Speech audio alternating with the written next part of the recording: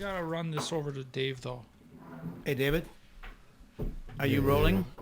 We are rolling now. Okay, copy that. Andrew's going to bust open this Yeah, I'm gonna this here, bottle. You might as well come in and join us. Can you hear me in the microphone? Hello, hello, I.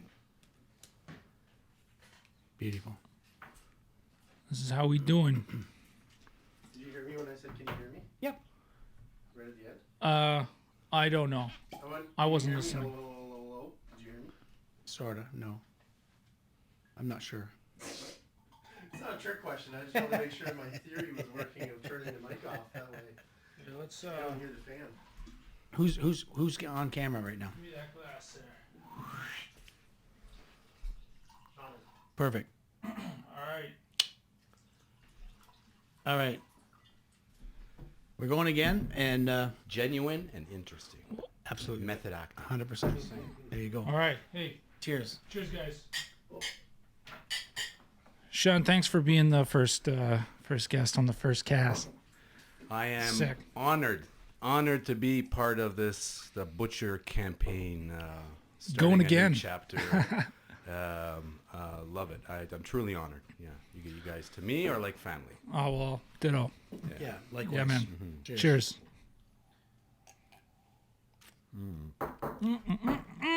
So, Shawn, you were saying, So do you want me to go back? yeah, start Okay. over. This. Yeah. Well, hold on. This is Shawn Lawrence. Yeah. And there's no need for me to give you an introduction. This conversation is going to be insane. So just start. Tell us a little bit about yourself. Oh, like you said, you got my name right this time. It's Shawn Lawrence. Yeah. I'm a 55-year-old male, live in Toronto, born in Toronto, grew up all over the world. I am married, second time around. Second time I did it right. I have three beautiful girls with my ex-wife. God bless her. They're good girls, and I have a beautiful wife, Catherine, with twin 6-year-old boys, which is kind of fluky because they're not identical, but I'm an identical twin, and 5 minutes older than my twin brother. And one I named Godzilla, and the other one Rodan. Sweet. Great names. Great So names. you lived in Japan? Yeah, I wish. Yeah. Did you guys pull hear that about the mic in. assassination? Yeah, bring this in. Bring it in. Yeah. Did Yeah. you guys hear about that assassination this morning? With Oh yeah. A Japanese ex president or prime minister. Yeah, Shot in the neck. yeah, Unbelievable. with Crazy. with a ghost gun. Somebody made the gun. Yes. I read that self-made. it was by a veteran of the defense team at the time or something like I that. don't know, but that's crazy. Just going a little bit off kilt. Oh, would like that to doesn't matter. I would like to start No. a conspiracy. I think it was the Yakuza Okay. It could be. from a movie. Mm-hmm. Yeah, I think that's what happened. So going back to my Family. past, so yeah, my family, Costa and Leo, Greek names, Konstantinos and Leonidas. My wife's Greek, and the whole thing that when I married my wife, I had to convert Two. Greek Orthodox. Okay. Right. So I actually had one of my ex-teammates and a really good friend of mine up to this day baptized me when I was an adult in a church with Yeah. Wild. Different. a tight-looking bathing suit, like Nikapuchi bagbiters. Like it's big, Sweet. tight. You have And pictures. he had to. Oh yeah, it's on video. He had to grease me up. And people can't tell right now how good you smell, but all that. Anyway, it's good. Yeah, so he had olive oil all over me, and looking up from the bottom there with his nice eyes, greasing me up. He says, "You better not tell anybody, brother." He's like, Okay, "No, so it's all on video." You mentioned team. What kind of team? What? So grew up in another country, which we'll talk about later, and came back here and started a career in policing. Okay. And was a regular beat cop for about 3.5 years, almost 4. And then I went to local SWAT team in a very I think it's one of the busiest SWAT teams in North America. What makes it the busiest? Why? Why do you say that? Toronto. I mean, Toronto, it makes sense, but in North America, we got Chicago and New Yeah. York and Minneapolis, and The thing which is very unique with Toronto, which is New York, is pretty much the same, and some of them are getting on board with what we do. Is we do so many things. It's not just like in the States. A lot of them are hard entries, like warrant service, hostage takings, stuff like that.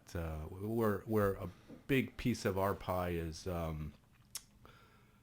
We deal with the mental ill community, so people that want to commit suicide, want to harm themselves. We deal with that. So I've been doing that for 28 years. now, sorry, this as opposed to another SWAT team or city, is this just something? Sorry, did I miss something? Do you guys do that on top of? Well, it's part of our function, which makes us extremely busy in a city as large as ours. I see. The mental health community is, in my opinion, and I have a lot of opinions. We'll get to but that. I have a lot of experience. 28 years, a tad more than 28 years, that dealing with that community, which, in my opinion, is the most neglected community in our country. The mentally ill. Yes. Yeah. Yes.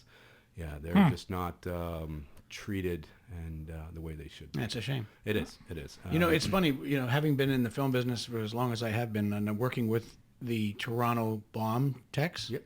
it was always a little disconcerting when I asked them if they were busy, and they said very. Yeah. Oh, Yeah. True. Yeah. Well, I actually have that in my pocket too, the explosive stuff. But yeah, so I did that, and yeah, that's a little bit about myself. Now I will be officially retired from my unit in September, so I'm still on the books. And then and as you guys know, because you guys are awesome, I moved into another industry, which is the stunt acting industry. Yeah. With you guys. Yeah. And then I decided to branch off into straight acting. I've seen all the And, audition tapes. Listen, who's your agent? Melissa Rock. from Shout Film out for Compound. Melissa Rock. Yeah. Because people, if you want somebody that's amazing, call Melissa. Ask for Shawn. Yeah.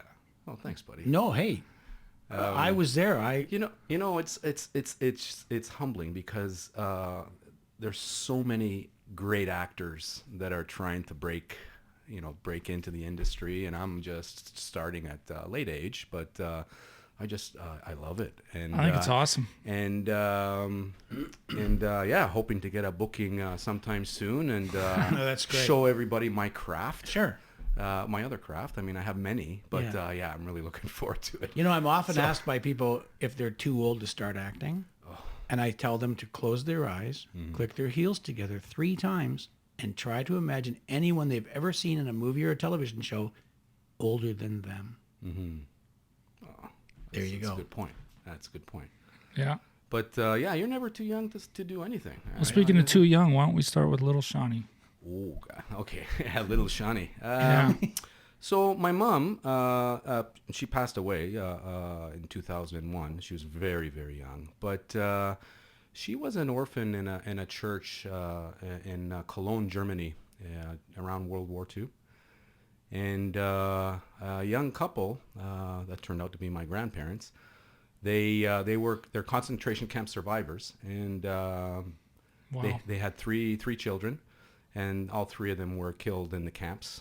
I'm not sure which one, but they passed away as well. So they really kept it to themselves, all that information, other than that they're camp survivors. So my grandmother, she was experimented on medically, and to prevent her from having more children. So now she wants, she's out of the camps, and she wants children. So she went to this church, and her dad, from what I heard later, was a rabbi. And my mom is not Jewish, Lutheran church. I mean, for all we know, she could be daughter of an SS soldier. We don't know. But this Lutheran church, they welcomed her, and they adopted my mom, and they converted her right there. That's why this rabbi was there, so they can take her to Israel. and that's what happened. So Wow. they take her to Israel. So this couple that lost their children in the camps Yep. adopted your mom. Correct. Yeah, at Lutheran Church in Cologne. I thought it was Bonn, but I clarified it with my brother, so I don't just make this shit up, right? So yeah, Cologne, like the cologne. Yeah. It's a city. I didn't know. Yeah, so then they immigrated to Israel because back then Israel opened the floodgates to a lot of people and offered a lot of opportunity, and they had nothing, so they started there, and then shortly after there they moved to Canada. And that's where I came into the picture. Awesome. And yeah, so my mom, Sad. it is. I I mean, mean, it's incredibly sad. like Well, I was making a joke when you came into the picture, but yeah. Fuck. oh, I was going the other direction. I know. I can take both directions, within reason, right? So as my mom, she had us. I have a twin brother, like I said. His name is Daryl, super cool guy. And I have an older sister named is Bridget. And my mom, I was hoping that my sperm donor was Mick Jagger, but turned out to be some dude that I have zero relationship with. They divorced extremely young. I'm not even going to mention his name because he's not worth it. But my mom was a single mom at, I can say 20 or 21 with 3 kids. Wow. So it was very, very tough. But back then,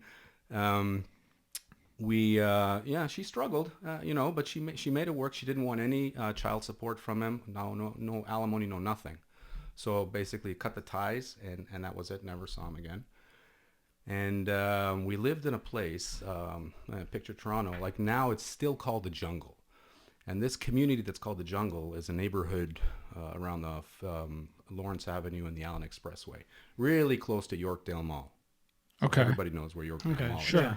So this place was called the Jungle, but now it's a different type of community. It's mostly African Canadian type people. But back then in the 60s, it was, it was all indigenous people, hippies, and also African Canadian. But it was still very poor group of, now it's really expanded a little bit, but so that's where we lived at the start. And what was really amazing, because my mom was a pure hippie. Like I grew up with Neil Young, Melanie, Moody Blues, like all those, You Good stuff, man. It's good stuff. Yeah. It is. Especially, compared to the music today, like that's like, Sure. those lyrics are real lyrics, Yeah, right? man. Big time. No offense to new music. I mean, I listen to a lot of different genres. Yeah, but, I don't. Sure. But yeah, so we grew up there, and we were very poor, relying on food banks. But the one thing that was really interesting, because when the three of us, because we were all three of us were troublemakers, but I ended up being the worst. Like I was the bad kid, and I had a social worker when I was 6 years old, like children's aid, are banging on the door. They want to take me away, right? Really? Wow. And funny enough, I still remember his last name. His last name was Lawrence. No kidding. Yes, it wasn't my father or Named anything after like that. our glasses. Yeah. So that was I was just a bad kid, and What kind of bad?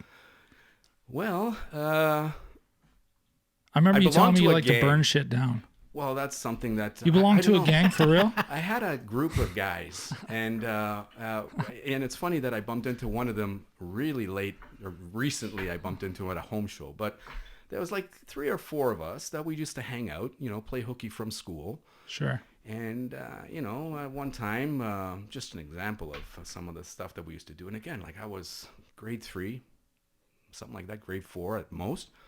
And we'd go to this Dominion. I think back then it was called Dominion Supermarket. Now Yeah, it's Dominion.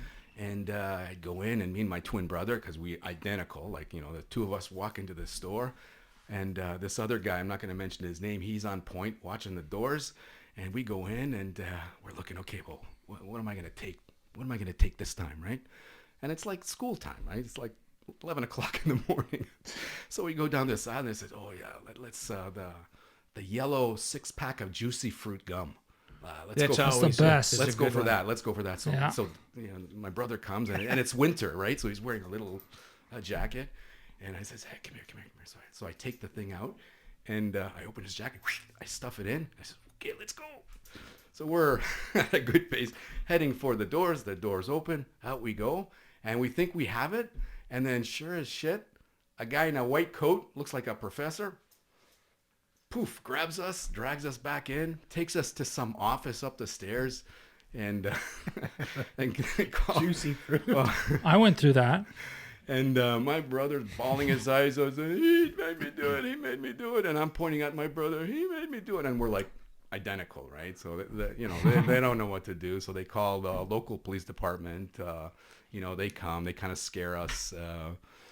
Turns out that, which I knew, that my sperm donor, he was a cop in Toronto. Oh, true. Oh, wow. Yeah, well, he's a traffic man. That we don't really call them cops, but Yeah. he was a traffic We man. won't mention that on That's the okay. podcast. That's okay. So he's so he's just, they called him too, and to let him know, hey, your sons are, caught stealing, and he says, just take them to 31, scare them a little bit. So sure as shit, they load us in these yellow police cruiser in the back, and they're off. We go to 32. They call him. I mean, I don't even think he showed up, but my mom did. And boy, back in those days. Yeah. Oh, yeah, no doubt. Back in those days, yeah. You got a bit of a whooping. Oh. But you know what? It's not that I learned my lesson, because I kept doing it. I had this fascination of yo-yos.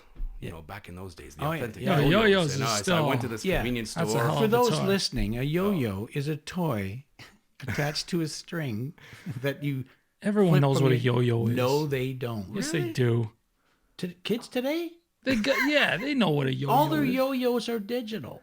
That may be true, but they know what a yo-yo Hey. is. Let's create an app with a digital yo-yo on a phone. Ah, okay. That's a trip. We'll get right on that. But back then, they had it was a big thing back Yeah, in it the was. 60s, probably early 70s. With the 4 diamonds in it. They got that. They had one that was called the Butterfly.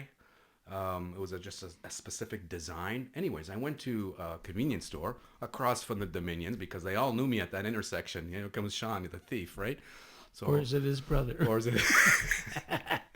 And sure enough, I saw this yo-yo, and I, gotta have it, and I go in there, whoop, walk home, and I'm playing with it. I'm so proud of myself. I'm going around the world, walk the dog. I'm doing everything, right? Well, my mom comes home from work. What's that? It's a yo-yo. It's my new yo-yo. Where'd you get it? Friend.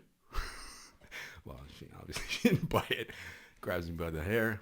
Off we go to the store. Oh, wow. Oh yeah, she made me return it. But Okay. yeah, so I just had a little bit She of was an a issue. good mom. She was a great mom.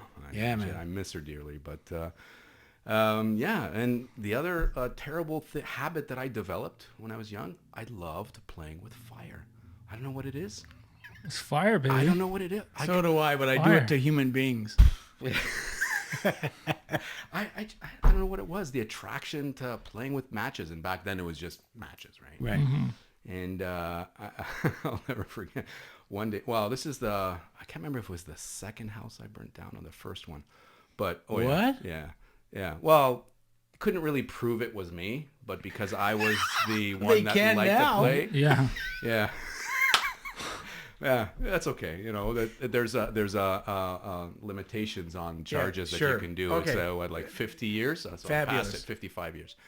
So yeah, I just love, so I'm playing hooky from school. I'll never get in. And for some reason, my sister wasn't there. I was by myself. And so I'm playing in the bedroom. And I says, let's go watch The Price is Right. It's a very popular show before Flintstones, on my black and white TV. I flick it up, and I'm sitting there, I'm watching, doing my thing. And then it's starting to get cloudy in the house. It's getting cloudy. And I'm like, oh. And I turn around, I go to the bedroom. Sure as shit, the mattress is going up in flames. And I just took off, right? Oh, wow. So I take, and there's no phones in that. And, Sorry, how old? Oh, I don't remember. It's got to be, it's like grade 3, grade 4. Okay. Something like that. How old is the mattress? Yeah. Yeah. Yeah. No. It was, yeah. So there was no phones in the house. We had no phones, so you had to go to a payphone. No, I got no fucking money. I got now back then I think it was dimes. Yeah, sure. And but my mom, she was an avid bingo player. She used to go out and play bingo at night with her friends and leave us in the house unattended, whatever. But so She was a good mom. She was a great mom. So so my sister comes home. She says, "What the fuck did you do?" And I'm like, "Oh, we got to call the fire department, right?"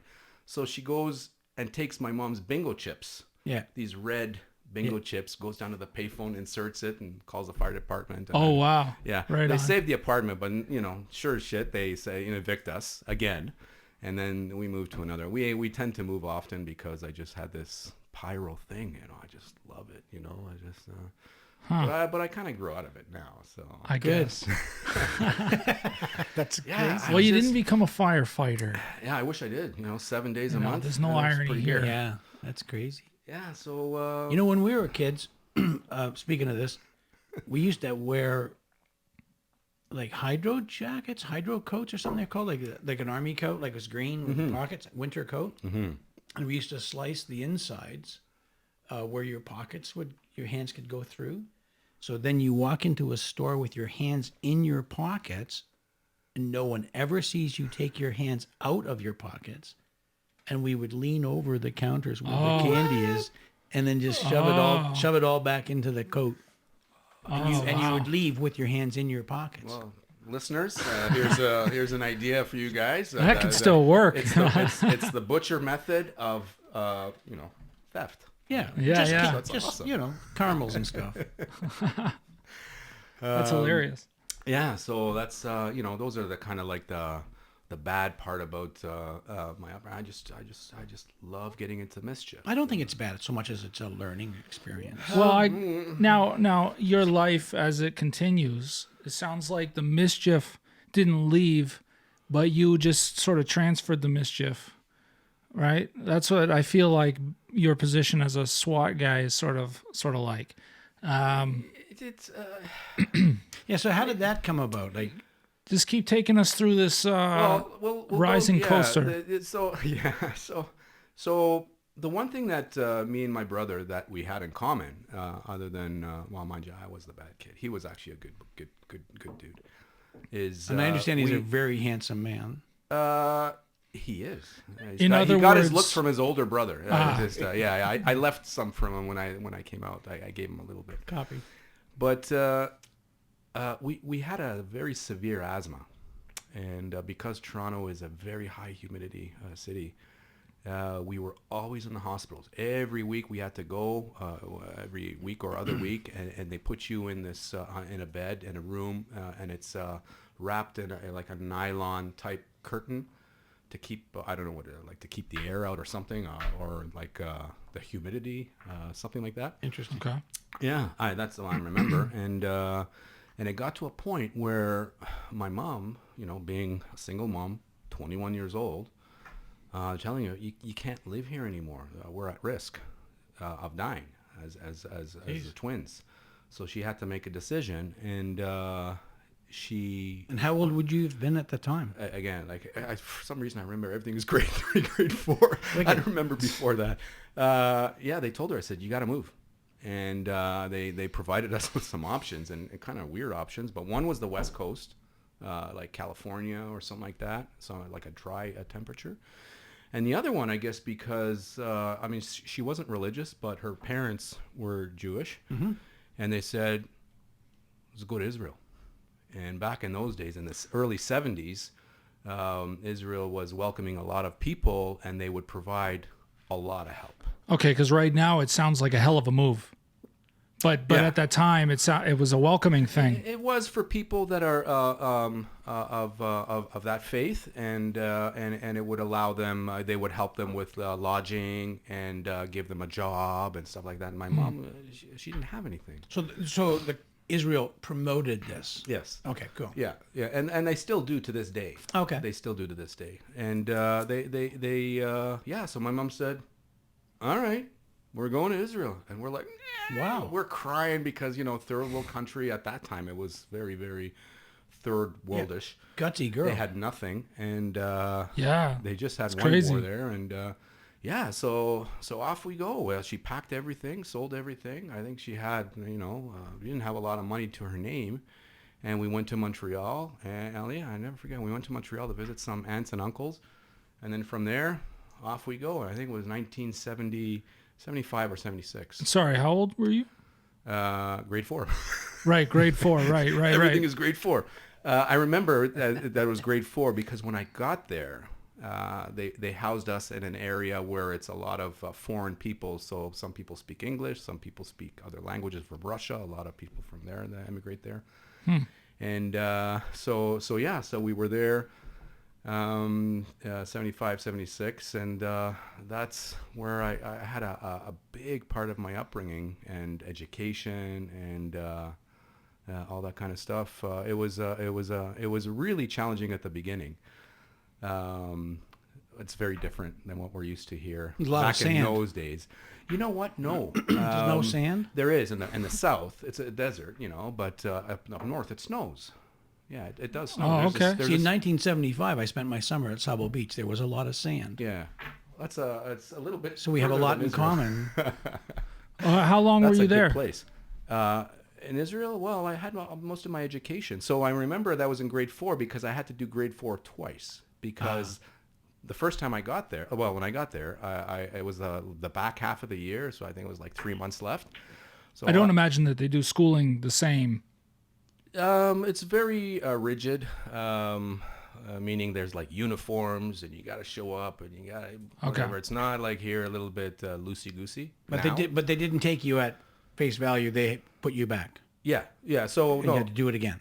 I did because I couldn't speak the language, Sure. Okay. and here they're speaking Hebrew, and then they're also, teaching Arabic. So like I didn't know nothing, man. I just slept for 3 months because I couldn't But do anything. did you eventually Oh yeah, get a hang of stuff like yeah, that? Yeah, Okay. yeah. They Do you speak teach you. Hebrew now? Yeah, I do actually. Tell me something. Just tell me something. Mom, what's up? Okay, fine. Yeah, how you Whatever. doing? I just said how you doing. Oh, I see. Okay, well then good. Sorry, good. How do you say it? Ma is what? Hamatzav. What's Ma what? Mahamatsav. Mamatzav? Yeah, it's slang Mamatzav. for how you doing. Okay. Like a lot of people Okay. say shalom. Yeah. Yeah, Right, I've heard right. that. Yeah, that could be hi and could mean peace, Okay. right? Which and a lot of our listeners will say peace back in Israel, apartheid. Yeah, Right, But right. I'm not going to get into politics course because not. it's extremely complicated. Yeah, Andrew get upset. Yeah. Yeah. You can PM me if you want to discuss about the situation there, and we can talk about it day and night over something like this. But at Yeah, this speaking point- of which. Speaking Yeah. of which. But so I grew up there. I was with my my mom and sister and brother, and we befriended another Shawnee? American family. Yes, sir. You befriended And another American family that they were kind of in the same situation. Mind you, the husband and wife were there, and they had 3 kids very close to our age from Baltimore. And they lived, we lived in a town up north in northern Israel, and they lived 1 floor underneath us. So a lot of we just socialized with them all the time because of the language. Right. And, but then we spoke the language, and, but then, sure as shit, I'm still becoming a bad kid. So I'm a bad kid over there now, grade 4, grade 5, grade 6. And my mom says, okay, we got to do something. All new fires to light. No fires because Okay. they would. because there's too much sand. Yeah. I can put it out too easily. But so she shipped me off to it's like a small community. It's called a kibbutz. It's like I think we Prison? talked about it. It's prison We was have, another yeah. time, but we'll get to that. But it's a small community. Yeah. Be patient. Yeah, let's not. We got time. We got time. So I grew up in a place where the kids, everything's free. Your food's free, your lodging's free. You don't live with your parents. You live, let's say, all the grade 4 and 5 kids will live in a big house. Nice. 2 to a room. It's like camp. A mansion. It's like camp or like a country club, right? So, so your age group, give or take a couple of years, would be in one house. And the other age group, a little older, would be in another house. And you follow with that group of people, which in my case was like 25 kids. Boys, girls. Yep. Really? Yeah. It reminds me of Wow. Yeah. Funhouse. the Meatballs, the movie. Yeah. Yeah. Yeah. So meatballs, yeah, I like that. Yeah, They have all the equipment. You just can't play with it. yeah. Well, we played. Oh. But later in that Okay. high school and whatever, it just became a little bit interesting. But it was amazing. Like, you see your parents later part of the day after school and after maybe you work a little bit. So the idea behind it is, especially with the kids, is that you mature extremely quick. You just grow up a lot faster because you work. You got to Yeah. work for your own food and all that kind Right. of stuff. Sometimes you get up in 4 a.m. and you gotta, I don't know. If there's one thing that I have described you as is mature, absolutely. My wife would say I'm totally immature. Yeah, Yeah, I still do wedgies. yeah, Awesome. yeah. Wedgies, they don't get old. Yo-yos and wedgies, baby. Yeah, so the maturity, the education is amazing. You learn a lot of values and high ethics because if you don't do anything, it's for your own good. Like you're working for yourself, right? Sure. And I just had an amazing time growing up there, and that was all through my schooling. Now, were you in grade 4 all these years? I did move up. Eventually, I moved up, and I actually got pretty good in school, and I graduated. Yep. And in Israel, when you reach a certain age, you get drafted. It's just the way of life over there. You have to serve in the military. Right. Men have to serve for 3 years. Women have to serve for 2 years. Wow. Okay. So you go towards the end, and I always wanted to be like towards the end of like just before I got drafted. I always wanted to be a pilot. Wanted to be a fighter pilot. And the process of becoming one is so intense. But I passed the medical stuff. The only thing that I couldn't pass on certain shades, colorblind. Now, Oh, really? Oh, Certain shades, so I can't identify certain. Like the so sky that's- is blue. It is blue, and the water is blue though. So Whoa. that's a problem. Hey, think So about that weird. for a second. Yeah. So I Just couldn't. don't go to the waves. Yeah. So I couldn't become a fighter pilot. So. sorry. When you say this is like a thing you always wanted to do, was this something that you felt you always wanted to do because it was sort of where the area you had to do? Or did you have another dream? Did you have Well, something else? Well, when I was a kid, no. When I was growing up, I just loved because of my later in life. I discovered I'm like diagnosed ADD. But back then, they didn't have that. They said, fuck, smarten up. They'd smack you in the back of the head and say, pay attention. Stop lighting fires, you idiot. Yeah, that Okay. too. Or stabbing your brother in the shoulder with a pen. Which Yeah, don't do that that. happened, but it got me mad. Yeah. It Yeah. happens, Yeah. Stop. Yeah. Did you do that? Pens are so accessible. It's crazy. Yeah. It worked, and then I got it afterwards. But I just I was into models, building things, and I used to build those plastic like models, airplanes, Yeah. and whatnot. Sure. and Yeah, people we or got whatever. that. I figured Yeah. Andrew was into models for years, but Yeah. it didn't glue anything together ever. Yeah. I just didn't want, I was into models, but I wasn't into glue.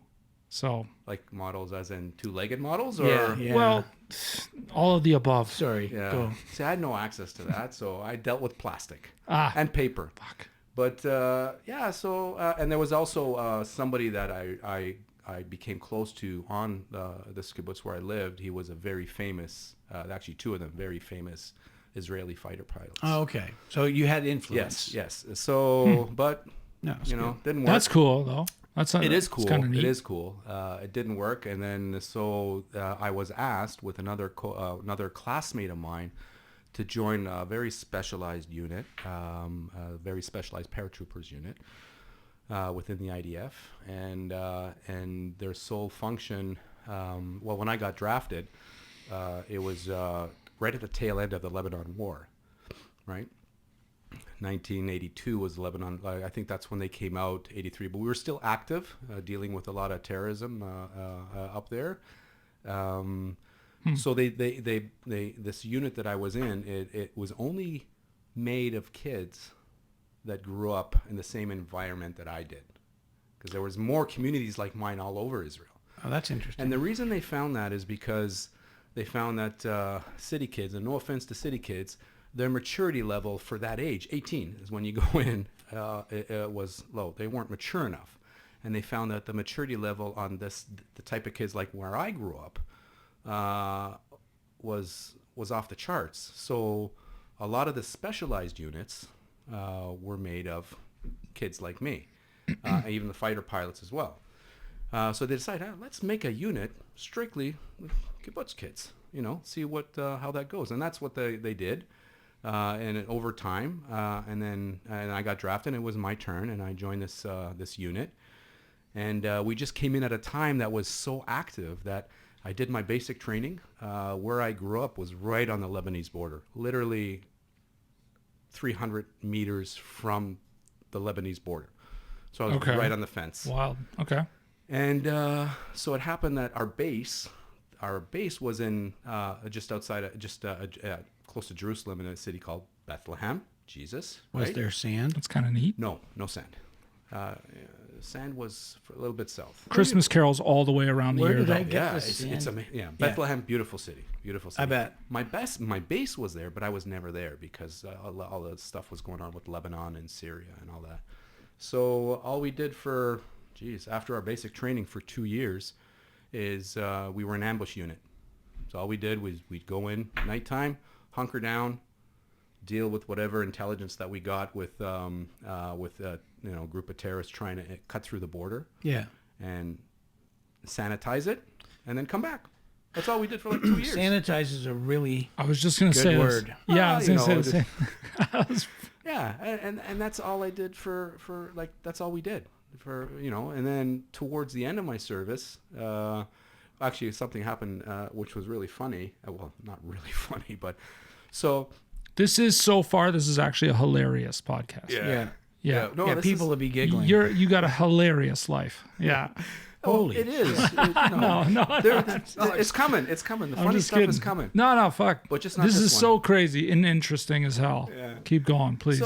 So we're in we're resting. We've just finished an ambush and we're resting. We're just getting ready for our next briefing to go in. And our unit was so high risk and tight, is that we had an MD and the highest level paramedic that they would have to offer over in that country that would follow us just in case. What does that mean? A paramedic? Yeah, like in their country, you said. Well, in Israel. The highest In in their country highest, compared the highest skilled. let's say compared to America or Canada. Well, what does that mean? For our city, with the highest medic in our city right now, they're tactical medics, and we'll get into that. Which I have a lot of friends that are tactical medics within our unit. But over there at that time meant what? Yeah, it's a paramedic level 9. It's called. So, and they're the assistant to the MD, to the doctor, The in high case level medic. something happens. Yeah, it's a very high level medic that they're capable of doing field surgeries just like any Sure. medic. And to administer drugs. All that. Yeah, they're capable of doing surgery. Yeah, if need wow. be, right. Okay. So we're sitting there having breakfast, and then a couple of things with the Geneva Convention that you're not allowed to shoot parachutes out of the sky. So if paratroopers are jumping into enemy land, you're not allowed to open up on them. It's like a game of risk. You have to play. Are you kidding me? Yeah, have you're to not play with supposed rules. to. You're not supposed to, right? And medical personnel. Every World War II movie with a parachute in it, they're shooting them at. Wait. So what you're saying Yeah. is that there's literally like fair game, fair play, an ethics No. of sorts. It's not. It's the opposite. It's not fair game. It's not supposed to. There's a rule. Okay. There's rules of engagement Right. during war, the Geneva Convention. Right. And Right. you're not allowed to. Right. So I might be wrong, but in my country, in that you're not. That's something that you're not really allowed to do is to shoot down paratroopers why? because they can't. They're vulnerable. They're just coming down on a parachute. And I realize that, but doesn't that mean that you've risked your army by placing that rule? It's interesting. I just find that interesting as Well, hell. what happened was they stopped doing that. Not that I don't think We haven't done it. I have no opinion Israel on hasn't it. done it for years. They've stopped deploying paratroopers via parachuting. They Okay. don't do that anymore. But medical personnel was the other one. You don't shoot at medical personnel, and they're always, Sure. they always have a helmet with a With big the Star of cross. David on it, or Is that also part of the Geneva Convention? from with my regards- understanding, Oh, yes. okay. But in this particular case, a truck comes back to our base that we're staging at, because we used to go in every night or every morning. Every night we used to go in and come out. And I'm looking and I see this ambulance on a tractor trailer being towed back to the base with a big hole in the right where the white is, where it's where the Star of David is, where it shows that it's medical personnel. So apparently an RPG went through it Okay. and killed both. So Whoa. so my unit at the time, you know, I was close towards the end of my service, and they said, "Hey, you want to go to medical school?"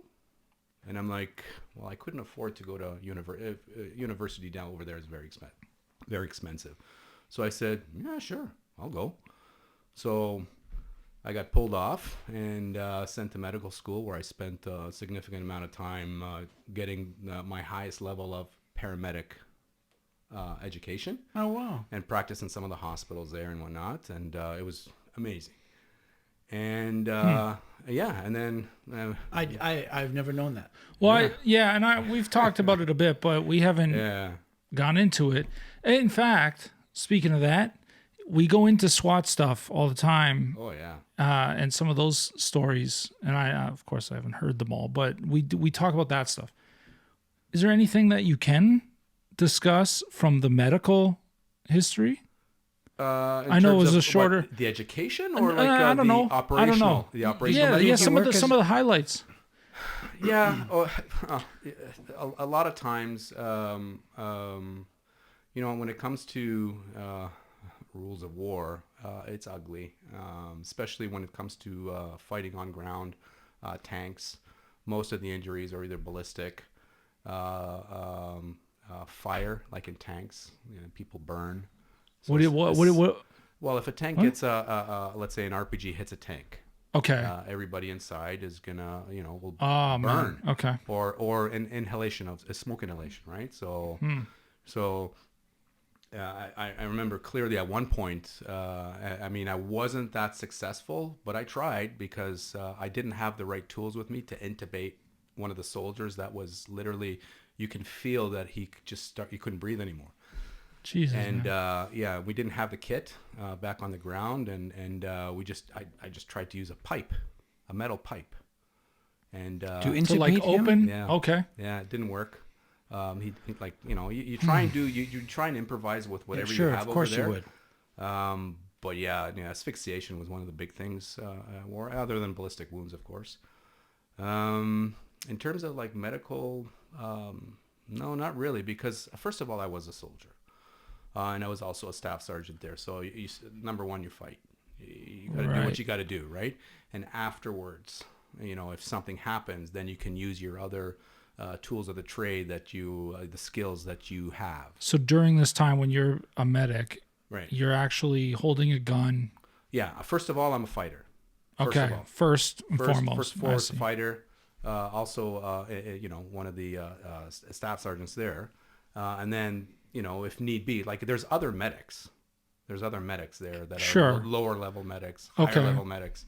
But if the opportunity presented itself, you would administer medical attention to. Of course, yeah. to save life, Yeah. of course, yeah. And it doesn't matter what side they're on, too, right? You know, people might think, oh yeah, you know, we just leave the other team. Yeah, no. You treat whatever you treat, right? Whatever's on the field, you treat. Yeah, that was very interesting for me. It was a very, it was towards the back end of my career. And then all the issues started in the occupied territories of what people call now, like the Gaza Strip and the West Bank, which West Bank was Jordan, Gaza Strip was Egypt, and that's just land that through wars got conquered by Israel. And Andrew's just taking a picture of you. you should have told me I would have smiled or something. No, don't smile. Yeah. Okay. No, you got a terrible smile. This isn't the subject that I'm smiling about. So figure. Listen to this. So they take us. That my unit. We were one of the first ones. Get in front of your mic there, Shawnee. Oh, sorry, don't get angry. Yo, listen. Angry. Okay? It's like I'm at home. I'm going to start lighting fires here at the podcast room. That's okay. I'm used to fire. Yes.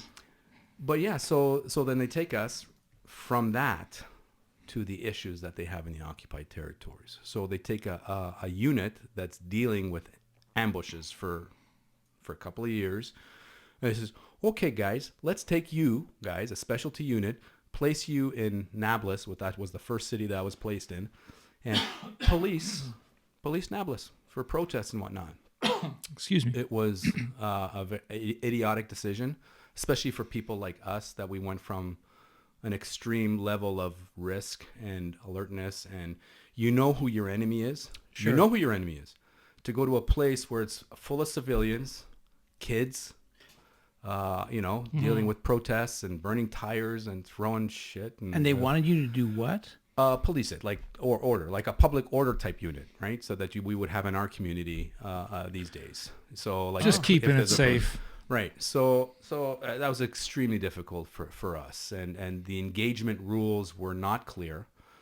So back in those days, they would go to live fire to deal with these protests, right? And it wouldn't be a shoot to kill type thing because it just wasn't right. But let's say if somebody has a Molotov cocktail, you try and hit their arms, their legs, whatever, which is extremely difficult, and it's not something that we do in modern times. And it was just a very rough time for people like me, going from one situation where we weren't cops, we were trained soldiers, and to put us in that situation wasn't fair. So towards the end of my service, an event happened. I can't elaborate on it, but I ended up going to jail. And this was... You can't elaborate? I can't elaborate the reason why. Fuck. Yeah, sorry, man. That's okay. He'll Yeah. tell us when we're done. Yeah, I'll tell That's you. all I got. I'm just Off camera maybe. Yeah, no. But and I couldn't, and because I was a specialized unit, I was a high ranking. I mean, I was a staff sergeant, not that high, but I was a soldier, relatively decorated. And here I am in front of my unit. It wasn't a unit, but it was overall paratroopers commander for that time. And he said, "No, 2 weeks jail." And I'm like, "What?" Like, this is towards the end of my service. Like, I think I had 3 months to go, and he sends me to jail. And not only to jail, he sent me to the worst jail, the worst offenders in that country. It was Little tiny branch. What was that like? Yeah, but when you say worst offenders, you're talking about civilian offenders, like murders. military. Yeah, Oh, Yeah, it was military. a military jail, but military. Some people in military, they kill, they rape, they steal, they rob. It's the same. So here I am, going to. And the ironic thing about that is my brother. I was in this specialized unit. My brother was military police, and identical twin. Military police, very small community. So with somewhere, police. some people were confused. So yeah, they were confused. I called my brother because he was already released, and I said, Daryl, fuck man, I'm going to jail. Call your people. This is where I'm going. Help a brother out. He says, yeah, I'm on it. So he calls me later, and he says, yeah, they know you're coming. They got you. All right. So I go there. And it's really fucked up, right? Like the way they do things there. So here I am. I got my uniform on, and it shows my rank. I got my wings. I got my bars, whatever. If you can, describe some of the fucked up. Yeah. Yeah. He's Well, getting to the whatever. fucked I know up. you're getting there. Just So I got like this fancy uniform. fucked up is good. And I go into this area where you basically report to going to jail. Like it's like it's an open room. It's all fenced up. There's a small window. Military police is behind it. And on the ground, they got some soldiers in shorts and a white t-shirt wearing like running shoes with no laces.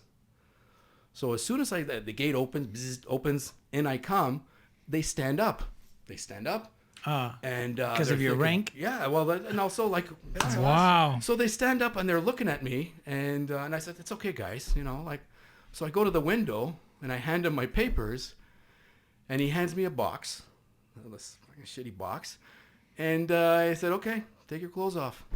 So I start undressing, and they were like all these kids. Well, kids. We were all kids back then. I was 21, and they were like 18, 19. Man. And they're looking at me and they're like, "What the fuck? What did you do? What did you do?" And I'm thinking like, it's okay. I can't tell you till the podcast's over. And I remember it was a Saturday morning. So over there, it's religious Friday night, Okay. Saturday night. I don't know, Sabbath or whatever. What's that? Okay. Sabbath. Yeah, Okay. So, Yeah. yeah. So I get undressed. I'm in my t-shirt. They give me a t-shirt, shorts, whatever, and I'm just like them. And then in I go for my orientation, and there's another officer sitting there, a military police officer, and he tells me, "Oh, you're Daryl's brother, and you look like him," and shakes my hand, and that's okay, we got you. That motherfucker, I never heard from him again, and they treated me like shit. They put me in a general population with probably about 35 to 40 other criminals, and it was a room. Because they have to triage only on Sunday, which is not a religious day, a regular day. Then they separate all the different levels of criminals. Okay, you guys will do kitchen. You guys will do work in the yard. You guys will work on guarding, whatever. And am I keeping you up? You okay? No, shut up. So, Jesus. because I have a question. I have a question. So, you're telling me that the guy who had your back, Yeah. your brother, Yeah. with his buddies, Mm-hmm. you stabbed him in the shoulder with a pen. My brother? Yeah. Well, yeah. I see. We made up. We made up. You don't think this Never guy... heard from him again. Yeah. He was Hey, 6. listen, my brother's coming. He stabbed me once with a pen. And I'm still feeling You the know what? effects of all the Take his clothes off. And, I'm going to call him. Is that all why? the- yeah. Yeah. The ink is killing me. Yeah. But so it's so his they first so they, tattoo. so they put me in this room with a bunch of fucking criminals, and picture this: it's all bunk beds, no mattresses, Right. steel bunk beds with like a netting Kind of all hot. the way down. 30 on each side, I think it was. They had two big garbage can buckets where you can take your shit and piss, Yeah. and you're there for the night. And they give you a blanket. They give you a blanket, and they teach you. And this was through my whole 2 weeks. That you have to fold it a certain way, and if you don't fold it a certain way, they add time. Now, let me ask you this. Really? It's fucked Did up. you use the bucket? No. Okay. No. No. I wouldn't even. Yeah. Oh, you know what? No, I shouldn't say no. I didn't take a dump, but I probably had to take a piss. But I don't. Yeah. You were there I for d- 2 weeks. No, I was there for one night. So till Oh, they- just this room for yeah, one night. One night Yeah. till they did the triage. That's a Till they- hard 2-week hold. Yeah, but here I am. Word got around who I was, Right. and I sat in the back on a bed there, and you can just see some of these criminals are like big time, and you can see they are eyeballing me. Some of them were eyeballing me, and they actually want to pick a fight Sure. because whatever. Yeah, it's like I was King of the ownership. It's, mountain. it's I was the scared. alpha thing. Yeah, I was yeah, scared. yeah. I didn't think I was gonna make it till the next day. I was fucking scared, and I'm sitting there, and then I see this one dude. Wasn't a big dude, but I wasn't big back in those days. Not that I'm big now, but You're a big dude. yeah. Well, size doesn't matter. Thanks, man. I appreciate it. But We can so talk about that here's more this later. guy. He's walking towards me, and I'm thinking like, okay, here we go. I'm going to be ending up staying here. I'm going to have to fight and stay there another 2 weeks. And it was funny because as he's walking, people are moving. So I know this guy he was not a somebody, but he was a violent dude. And he's also a soldier. They're all soldiers. Yeah, okay. But some of them are there because they never reported. So they What- just they they caught never- them for not reporting because it's mandatory. They're drafted, Oh, but they didn't want to go. Oh, I see. Unless Wow. you're an Orthodox Jew, which that's a whole I see what that's you're a whole saying. different Yeah, yeah. shit show. Yeah, that's totally something garbage. that That's I don't wanna Hollywood. talk You about. you go to Hollywood. Yeah. Yeah. So this guy's walking towards me, and I'm like thinking, okay, here it comes. And he comes up to me, and I'm like, I'm doing this, and he says, "Can you write?" And I'm like, "Yeah." I said, "Can you read?" I said, "Yeah, I'm an educated man." He says, "Well, can you do me a favor and write a letter to my mother?" Aw. And I'm like, "Yeah, I can do that." and I was like the Godfather after that. Wow. That guy looked after, like, if anything, he gave me his. I didn't eat because the jaundice and some issues with the dishes there and whatever. I didn't eat, but he had my back, and he had pull in that jail, and it was amazing. I'll never forget it, and I was okay. And then they put me, when they triaged me the next day, again, all these MPs that said, "Oh, we got your back." Fucking nothing. They really, Because they you stabbed actually your brother in the they were shoulder. actually antagonizing me to try and make me get charged and stay longer. Of course. These assholes. But I was doing security for, watching on the towers for like 2 weeks, and just before I left, the last day, the unit our area commander, MP, says, "Hey, do you mind giving a speech to the rest of the prisoners because they're staying?" And I said, sure. So I gave them like a motivating type speech, just to help them, hey, it's not the end of the world. You guys will come out and build up your life and blah, blah, blah, blah, blah. And then that guy that had my back, he ran over because he wasn't part of the security, like the doing the security detail in the prison. He gave me a note, a picture. He drew a picture for me, and I have it to this day. I should have brought it. Wow. But it said, no price for peace. Or no, for freedom. No price for freedom in Hebrew. And he wrote it on a piece of paper and drew like with crayons and whatever. And fucking to this day, I have it. Have you ever talked to this man? No, before? no. Yeah. No. He might even be dead. I don't know. Yeah. He probably is dead. Yeah. But and that was... Do you remember why he was there? No, but he was serious. He was a demon. Yeah, he was big time. Did you put your hand up? Yeah, you go in the bathroom? Listen, we're going to Ladies talk and about you gentlemen. while you're gone. Ladies and gentlemen, yeah, we are human. That's true. Yeah, so that was that was my prison. Why were you asked to give these people a speech? And were they all men? Yes, no women there. No, Okay, no, I they don't would know, not I don't have know. women because then you have some. Yeah, just like jails here, they won't put women along with men unless you're working as a jail guard, right? Sure, okay. And in the prison, they did have women working as jail guards, and the shittiest thing, and the most disappointing thing. You know what? If you're not gonna help me, don't say you're gonna help me. Do you know what I mean? No. When my brother called him and says, "Hey, my twin brother Shawn is coming to fucking your I jail, see. and please look after him and help him out, and whatever." And they all said, "Yeah, we got him." But then Right. when push comes to shove and I show up there, everybody put their hands up. The and they said, loyalty went. No. You're just like everybody else. Hmm. And that's where I will never respect that group.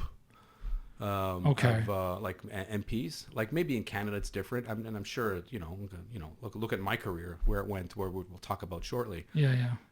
It just left a real sour taste in my mouth towards the end of my service, and but again, So hold experience. on. So yeah, which is wild as hell. But they asked you to do this speech. Yeah, so what they just found, like, you know what? In jail you have troublemakers and you have troublemakers. Like, people want to cause shit, and they lose hope, and they think that their life is going to be full of crime, and they have no other avenues to deal with. Right. If it's poverty or. But did they pick you out of a bunch in order to say this? Well, no, they Or was knew, it like they sort knew- of a mandatory? No, what it was back in those days, it was extremely rare to have somebody like myself be put in that position, and I was really used as an example during that time to say, hey, even high level Okay. soldiers, SF soldiers, ranking soldiers, they do something wrong, which I never did. But I wasn't going to argue with my commander. Even they can be put in jail. So I was really, in my opinion, just an example to say, because it's very political. The situation over there, even back then, was extremely political. I see. So now- they just wanted me to talk to them, to give them. So most of the guys that were there were just generally not your rank. They're sort of No, they were all either one stripe, two stripe, like corporals I or see. something. Okay. Yeah. So very low level ranking army personnel. so when you And got there, none they of were them- a little yeah, bit and none of them. I don't remember seeing any of them actually being combat soldiers. either. wild.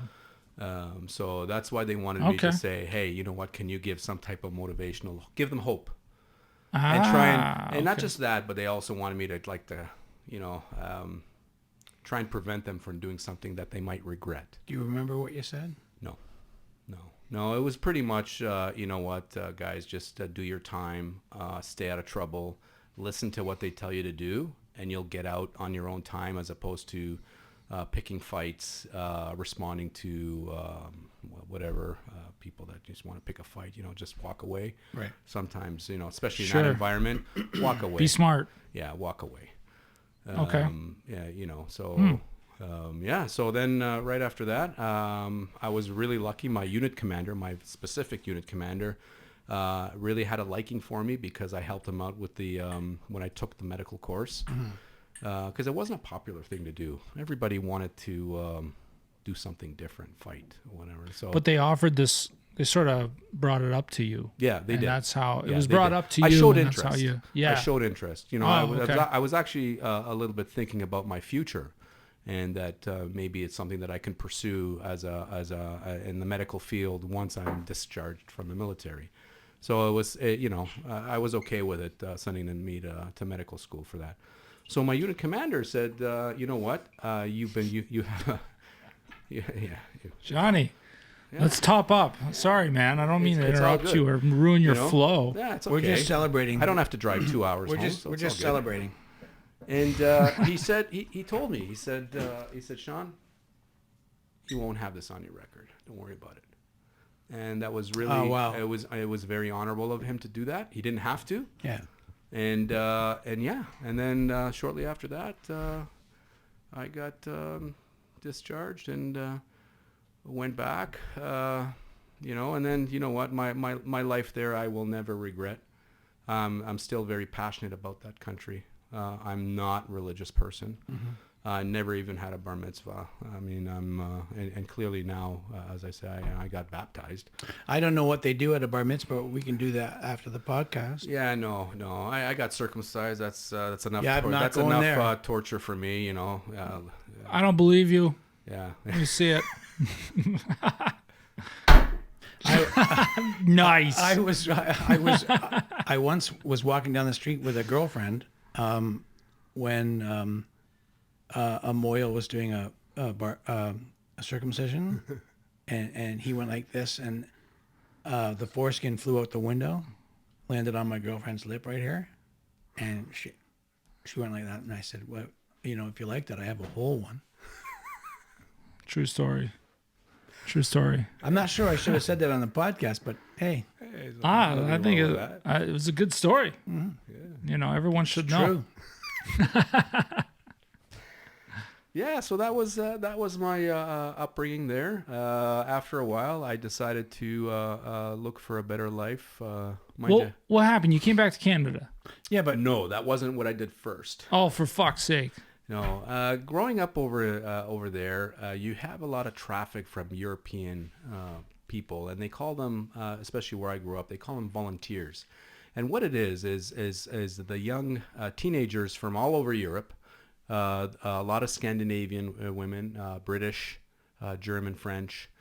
They come over to Israel, and not in the cities, but in places where I grew up. And we didn't call them volunteers here at the beach, but go ahead. Yeah, they were voluntold, but they come over. They work like in the fields or agriculture, like pick apples, avocado, whatever, and they get free lodging, very cheap booze. Sure. Party. It's just pretty much a party. Yeah. When they show up, and it's become very popular. And again, they can still, there's trips and they tour. So it's a very cost-effective way to have a great summer for a lot of these people. And a lot of these people decide to stay for a year or even more. Wow. Some of them actually stay forever. I have a really good friend of mine that he's Swedish, and Orion Jansson. I love that guy, and we're still very close to this day. And he stayed there for, I don't know, maybe 8 years. But Wow. anyways, what happened was, sure enough, I found a girl. She ended up being Swedish, and we got very close. And again, I was 21, and she brought her mom over to Israel, and I met her parents, and we were gonna. Is this because Israel's sort of beautiful too at the same time? Now, There's a certain. I There's a was certain. going to ask a similar question, in that they seem to be fairly welcoming to Yeah, like outsiders. it can't just be a fella who looks like you. Yeah, well. You know. Hey, I had a 4-head back when I was your age. Now it's a 9-head, but I used to have a nice. I used to look like Rod Stewart back in those days. I had the wavy hair and whatever. But no, it's a very common back in those days. Now it's changed a little bit, but back in the 70s and 80s, and even in the 90s, it was just a popular way to spend your summers as a teenager. In Europe. And this was during 5, 6, 7 head. You had four I had head. 4. No, this is like 16, Today's 17, 9-head. 18. Yeah, 9-head. 5, 6, 7 head in between there. Yeah, somewhere in Right. between. Yeah. Okay. So just Timeline stuff. Just for timeline stuff. Just for the viewers, these two guys are buddies. So What? he's gonna pull his chain and He pulls it a just- lot. yeah. So I've been pulling that He's a chain since great the moment I puller. met him. Yeah, he's a great puller, but I love him. that's I true, love yeah. him like my own brother. Oh, Yeah. I shouldn't say him. I love you like my own brother. oh, thank you. Yeah. Thank you. Yeah, just the audience has got to know, because No, I know. Johnny just didn't come in this cold. You guys are buddies. That's true. and- We are friends. We're Yeah. yeah. Okay. Yeah, so and so we'll I get met into that. So I too. met We'll this touch on it. girl, and we became really close. And I thought that it would gonna progress into the serious relationship. And so the plan was that I would go to Canada, set the baseline for us. She would go back to Sweden, and then move to Canada, and then we would live happily ever after. Well, as soon as I moved to Canada, I got cold feet, and a new country, and all these credit cards, and and all these loans Hell I yeah. could get, and free stuff, and I just got cold feet, and she did too, to be honest, and which was great, and then we just called it off, and Mutual. life goes on. Mutual And, agreement. yeah, So she stayed there. she stayed in Israel for a little bit longer, and then she's back in Sweden, and Right. I haven't heard from her in 25 years. Let's call her. Yeah, I think right yeah. now Sweden Yeah. is doing the best in terms of countries around the world. No COVID, no nothing. The girls are still long and blonde. Yeah. They're fine. They're Yeah. doing great. And they just She's joined, great. I'm joined just NATO. I'm Did sure they just she's- join NATO? They put in an application. Okay. Them in Finland. Which yeah. is Well, another it's great apparently country. a popular thing to do. Yeah. These But days. Sweden is a beautiful place. I actually did stay there for a little bit. I did move there at some point. Really? Yeah. And I Whoa. loved it there. I stayed with my buddy there, Orion. Yeah. And then anyways, and then here I am in Canada. I came to Canada, and my English was so. So I thought, because of my medical background, I was, and I know Latin, speak a little bit of Latin, medical field, whatever. Medical school, no problem. Well, I talked to some, to the school, I think it was U of T, and my English was terrible. So, okay, so I have questions. Yeah. So you left Canada, let's say in grade 4, Yep. speaking English. Yep. You went to Israel, Yep. where you learned Hebrew Yep. as a second language. Which became my first language. Right. So then you Wow. moved back here. Yeah. Okay. Yeah. So it wasn't good enough to qualify, like I was at SATs or whatever the entry exams for medical school. I just wasn't good enough, and then I thought, okay, well maybe I'll dumb it down and maybe go to vet school like in UBC or something like that in British Columbia. But Not that vets aren't incredibly intelligent doctors. yes, but the prerequisite for that school was less than regular medical school. I see. But no, I bombed it. I couldn't. It didn't work for me. So now I'm thinking, well, what the fuck do I do, right? So did a little bit of labor work with my my twin brother. Joined me. We know.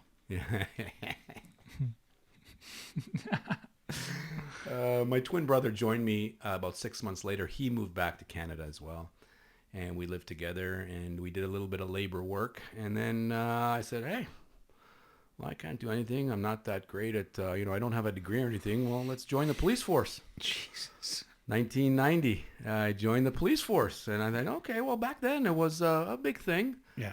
And Your brother became a cop too? no, God, no, he's normal. No, he's So what's he doing? What's he doing? he's A veterinarian? No, he works for a company in Toronto, a very successful company that they do office furniture. They're one of the bigger ones in North America that they deal with office furniture, and he makes a very good living doing that. That's great. And he's great. He's happy. He's been there for a long time. But I decided to go the Popo route, and what made you go there? That's because obviously you had the history. I do. And then what? Well, my sperm donor, Mick Jagger. Oh no, it's not Mick Jagger. I'm hoping that's my mom. Shout out to Mick Jagger. Yeah, he's awesome. But I'm sure he's listening. he was a traffic cop, and he still had people in senior positions on the department. And they told him, "I says, hey, have Shawn join the police department." So your dad's been here the whole time. Your Yes. sperm donor, sorry, Yes. Mick. Yes. He's been here the whole time, and that's where he went. Yeah, he actually wasn't. When I came to Canada, he already remarried and moved down to the States. He became a deputy sheriff. He was a bike cop up here, motorcycles, right? Yeah, Harleys. So they were hiring down there to do like a lateral. They were asking anybody want to do a lateral, move down to the States, because they were looking for cops down there, bike cops. And he volunteered from our service, and they actually took him because he was married to an American. He remarried an American woman. Okay. So he's down there, Where? Ventura County. I just want to avoid in- that. That's where he was. What's Ventura County, California? California, Los Angeles. It's a southern. I got a great story for that one, and I'll tell you about it. All right. That's a great story. But anyways, yeah. So they said, okay, well, fine. Tell Shawn to join the police department. Can we So- come back to Ventura County? Oh yeah. Okay. Oh yeah. And that's a good one. So yeah, it's a funny one. So I joined the police department. They signed me up. I go to police college, which is in Elmer, in 1990. The academic portion was challenging. The firearms portion was not, because I have a history of course with you have. firearms. Yeah, I'm very absolutely. comfortable with that. Yeah, sanitizing. Yeah. Only when needed. And they were all very bad people. No, it's all Very good. bad people. I think that Of course. everyone will understand that. Yeah. Totally. So, and again, I was a kid. Yeah. Right? Yeah. Like the song, and then the 19. Yeah. But I was 18. Right. You know, that's a great song, actually, by the way. Which song? Hold on. What? 19. The Vietnam song. Come on. 19. We're going to look it up. Oh, I gotta. Yeah, you Google it. That's a Vietnam song that came out in the 80s. Dave, and it's look up about 19. It's called Dave, look it up. 19. It's about the Vietnam War and how the fighters were recruited, the Americans in the 19. Great song.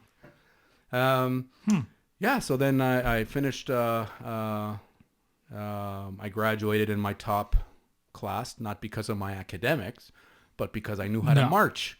I was a great marcher because that's something that you do in basic training in the military, right? And so I went to a mid-city division, and I remember the first day when I get there. They hand me. I get all my kit, and I get my handgun, and then I'm about to go on the. Is that the song, Dave? The fuck was that?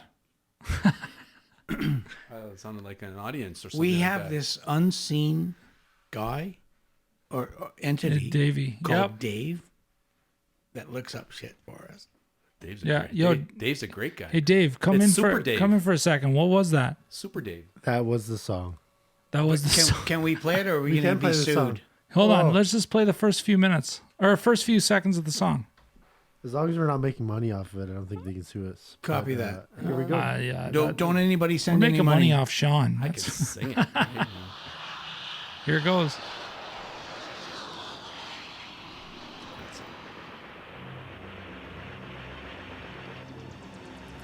Helicopters. That's you wishing you were a pilot. I In was. 1965, Vietnam seemed like just another foreign war. But it wasn't. It was different in many ways. And so were those who did the Can we get in fighting. shit for this? In World War II, I smell the average napalm. age of the I love the smell of combat napalm. was 26. Yeah, yeah. In the Robert morning. Duvall. In the Robert morning. Duvall. In the morning. In Vietnam, he was 19. Yo, this song is you to a T. I Buddy. can already tell. I'd get up here and I'd do breakdancing right on the table right now if it would hold me. Are you kidding? Yo, you It's a got pool stunt safety table. right here. Get up. Yo, if you Either- get up though, no clothes Hey, allowed. Dave, I don't know if we've gone over the number of seconds we can use. We need a All right, rigger. yeah, fuck. We need a rigger for that one. Yeah, true. We need Um, mats. Thank you, Dave. Yo, thanks. So they send me out with a revolver, and I'm like, is that it? Like here, I'm thinking I'm going to war, but I had a very good beat cop term, if you can call it. Funny story. Well, kind of funny. One of my best friends back in that division. He went like you're thinking I'm a bad boy and went to jail. He went off the rails. And he was my BFF for a long time, and we used to do police work together. There was 4 of us at 13 Division. They used to call us the Brat Pack. Sorry, what's his name? I'm just kidding. Go. Okay, keep going. You know what? I could say his No, name now I because don't. he's convicted and did his time, but I'll tell you the story. But yeah, once I tell the story, you'll know. Well, not you know, but our listeners will might know what I'm talking about. Oh, And they used to call us the Brat Pack because back then, you know, a lot of things were allowed, and it was this hard-nosed policing. When you did something bad, you went to jail. Like now, it's very different. You know, you can actually almost take a life and get bail. Jesus. Which let's not talk about that at Really? this point. Yep. Yeah. In Toronto. Yeah. That's you can- another podcast. people. are there examples of that happening right now? There's a lot of examples. I don't know the names, but our former chief came out and said it in public. And it Like says, we hear a our lot bail of stuff on the conditions. news, you know, but the news obviously doesn't say everything. But we hear a lot on the news, and you're saying that there's a lot going on in the cities, It's happening. and It's happening. we just don't know. Yeah, it's happening. So here I am with. So I think just before I reached first class constable, that's about 4 years.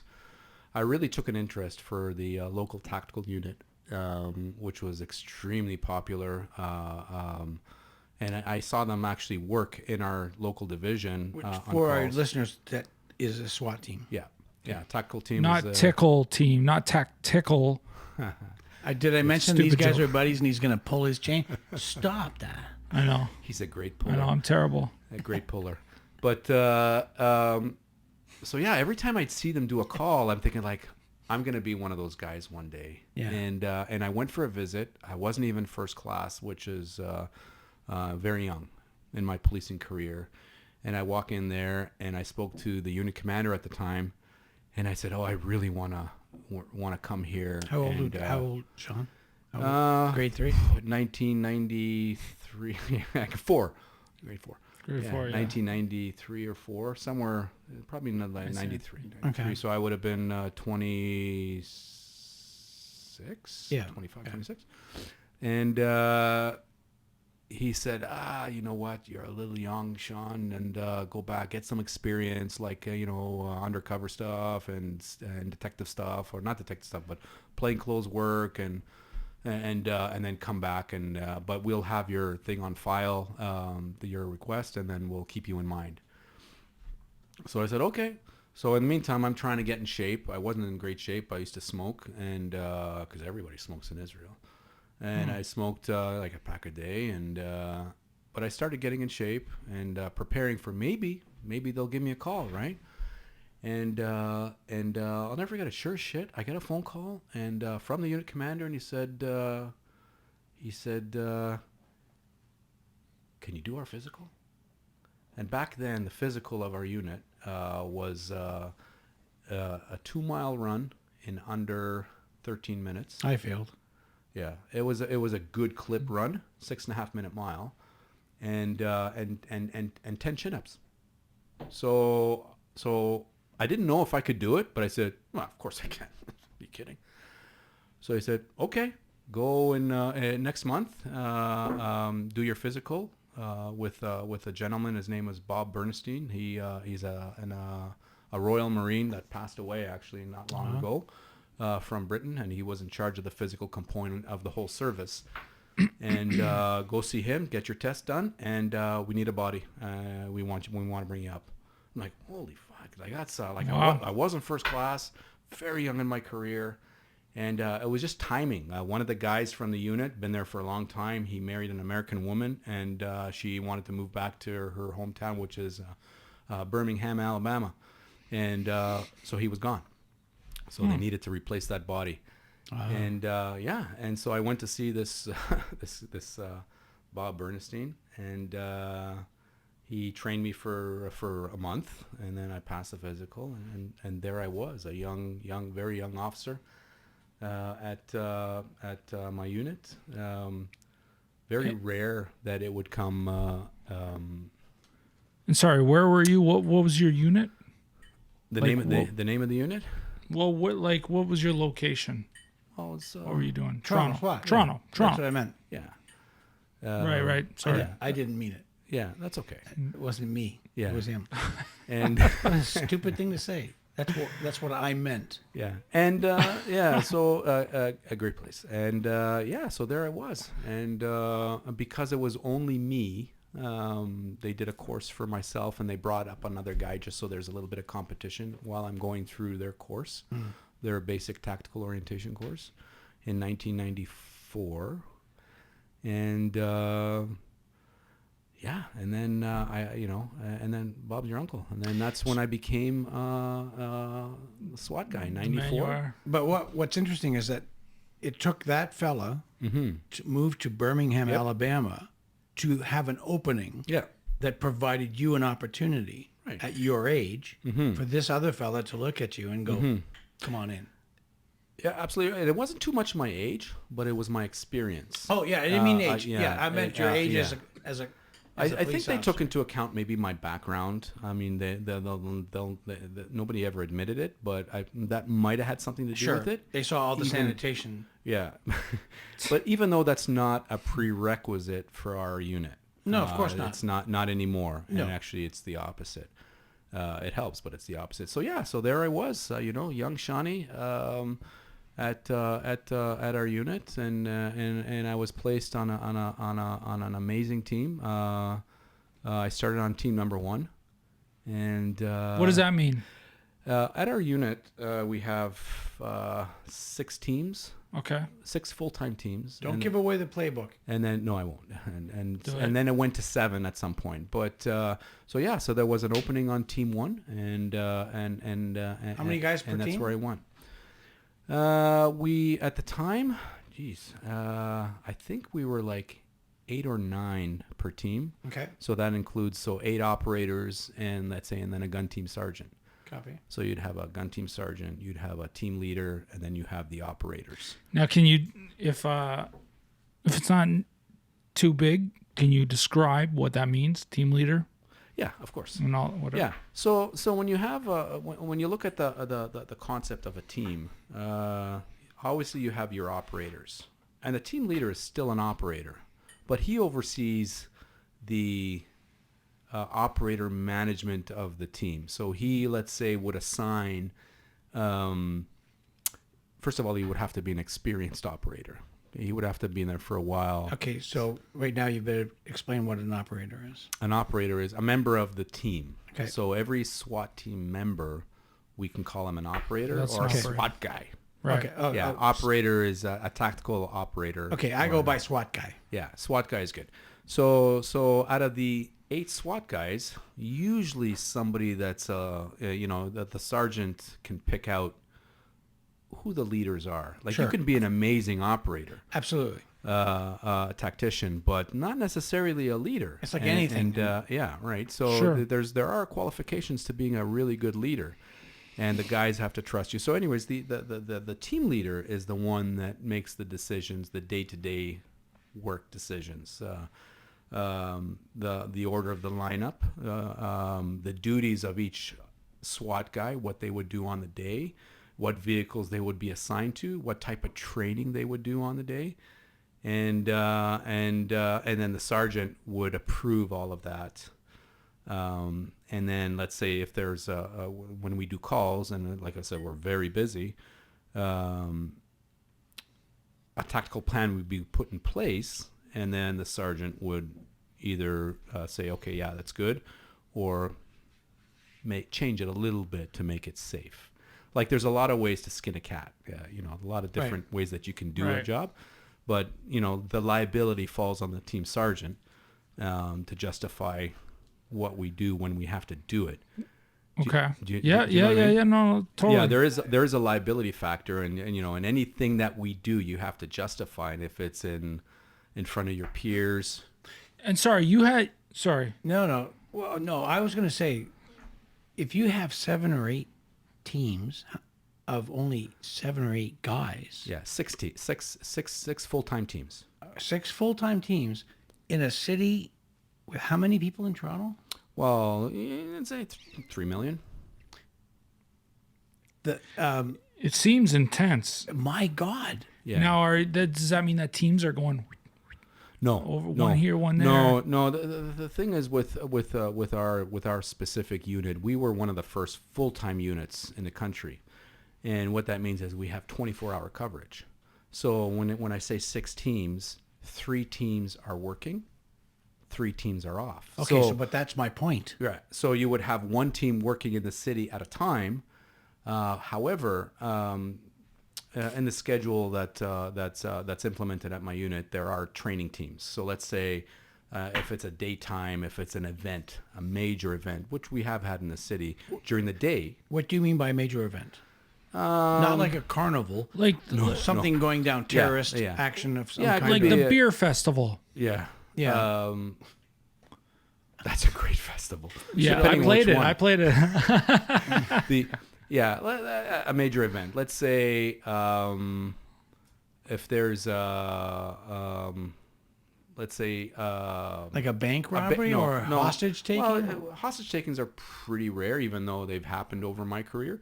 But let's say there's somebody that's barricaded in a house by himself, doesn't want to come out, and he's got guns.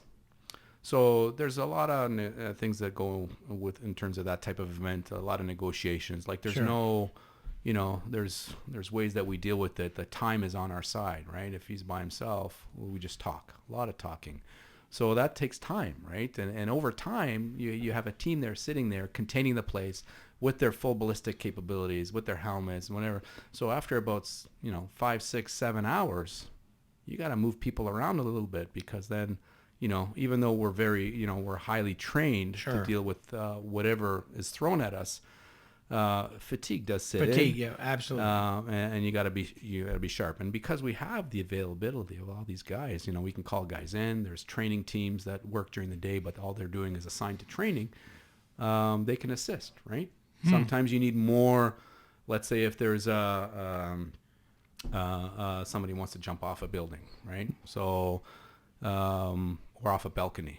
So there's, or let's say he's barricaded in an apartment building, but he's a jumper. He's known to be a jumper. So you got to make sure before you. How is someone known to be a jumper? His history. Let's say he said, let's say there's previous events on file in our system that will tell that he threatened to jump. Right. So there's history. That's stuff that we look for before we, let's say myself as a previous team leader and a gun team sergeant. This is stuff that intelligence that I look for. So we would have to make sure before we do any attempt to enter the place, we would have to make sure that the balcony is secure, for example, so he can't jump, right? So these are things that it takes manpower, right? So, and time, and that's where you need sometimes 8 people, 9 people. Don't cut it. You need more. A few years ago, I was doing a TV series. Shout out to Flashpoint, CTV, Flashpoint. I did that series for 5 years. At one point, we did a suicide attempt. Mm-hmm. This guy was on a bridge. He was wanting to jump off. And the producers, well, not the producers, but the writers, whatever, they wanted this guy to do something and the cops to do something. So I went over to the police officers that were with me on set, and I said, what would you guys do? Like, what would you do for this guy who's wanting to hang himself off the side of this bridge? And I was told that they wouldn't do anything except talk to him. Because they can't grab him. They can't throw a rope around him, whatever. Because if they did and it touched them and he fell off, that the copper would be responsible. Okay. Yeah, just by looking How at your far? face, it's How true. far is that truth? Yeah, There's consequences to your actions, and everything that you do, you have to articulate in front of either your boss, court, SIU, Okay. or an inquest. Okay, In so worst case scenario. So I don't know whether I'm like jumping ahead or not, but you had told me before that a lot of mishaps have a lot that we see on the news have a lot to do with like a lack of training or Of course. something like that. So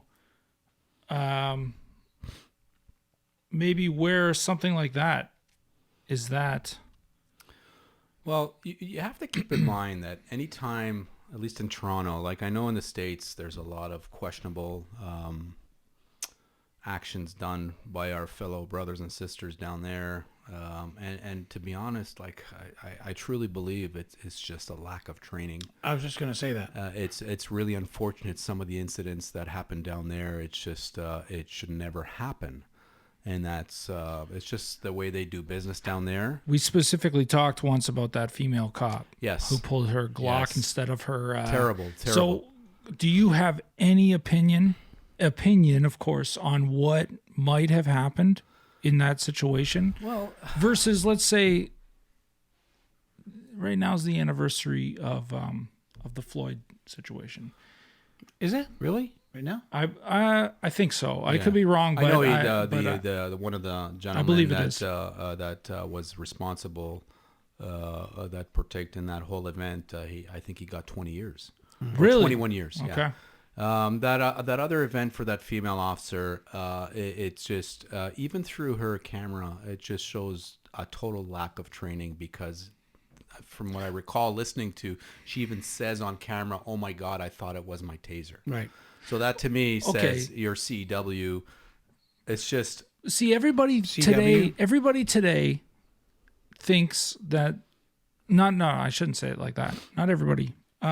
Some people think that well, she knew what she was doing. She was just, this is just a play of words or conspiracy stuff or whatever. And I'm not to knock any conspiracies and I'm not to knock the other side. I think that there's a middle ground here. I think that maybe sometimes a cop does something on purpose and I think sometimes a this cop doesn't at all. This lady made a massive mistake. It does. It sounds like a massive mistake Yeah. if you rewatch this video like a million times, which I have. I watched her the whole Chauvin case and everything, and just because my lady's into it. But I would love to know. it's tragic. It's actually tragic for all people that are involved. The victim's family, the victim, the female, like the officer, like it's tragic because Sorry, Chauvin's a different thing, but there was no intent. Like she didn't mean to do what she did, Right. and that's, to me, it's just a lack of training. If it's my understanding, and correct me if I'm wrong, and I don't know her personal habits, but as I would have my firearm on my right and my taser on my left, which would be a cross draw. Right. So why would that mistake happen? yeah, I certainly wouldn't cross draw my firearm. You know what? It's a different country. I don't know what their rules are, but here it is supposed to be a cross draw. That's Like it's well defined, is what you're saying. Yeah. even though there is some gray areas for that because Now, of course, if you don't have experience yeah, drawing and yeah. cross drawing, Yeah. I mean, no question, I would no question, it's a training issue, and it's just unfortunate. Like her life is ruined. Yeah. Yeah, she was excited. Both families. But the boy's life is ruined. Yeah. So like I said, she's excited, and she just went. Yeah, She just instinctively went for what she practiced most. Yeah. Most. Excited in terms of There's no such word as adrenaline. most. yeah. No. But she practiced what she practiced. She did what she practiced most, which is drawing her firearm. Probably. Yeah. Maybe. Terrible. No, it's terrible. Yeah, that's what I would imagine. Like, yeah, this is something that she's not used to doing and doesn't practice. They don't train enough, and hence this tragic incident happened. So now. And it's not just her. Like, it happens. I would imagine it happens all over. And Well, it's not but I just, would imagine that your major media station picks up on what is most popular, which is Sure they most would. Yeah, of yada course. yada. Yeah. But something in like the Chauvin Floyd thing. Mm-hmm. I don't know. I mean, that's got to be different. The guy he stood on a neck for. Yeah, that's or just kneeled on something a to be honest, I'm not gonna lie. Like, it's one of those things that, yes, I hear about a lot of these incidents, but in order for me to survive and still keep my sanity in my family life, and it's one of those things that keeps me a somewhat stress-free life. Whatever happens at work happens at work, and as soon as I walk out that door, I'm done.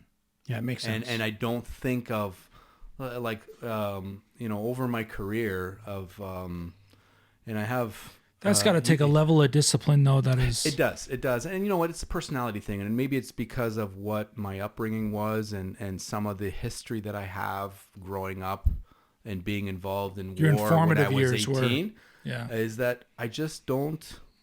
Anything that happens at work, I don't bring home. Like, you can ask my wife, and because I know you socialize with her all the time. Yeah, I talk to your wife constantly. And you know what? We don't talk about much. And if I do, it's pretty rare. And that keeps my sanity. Like, whatever I do, like, over my career, and I actually have the longest operational career as a SWAT guy in Canada. Like, I have over 28 years as being operational SWAT in Canada. To be honest, we introduced this podcast a little differently than we were gonna. Yeah. And that's what I was gonna introduce with. Which is fine. And, We're gonna and I change totally it. I'm very I'm very honored to last as long as I did in the career that I had, and I'm blessed.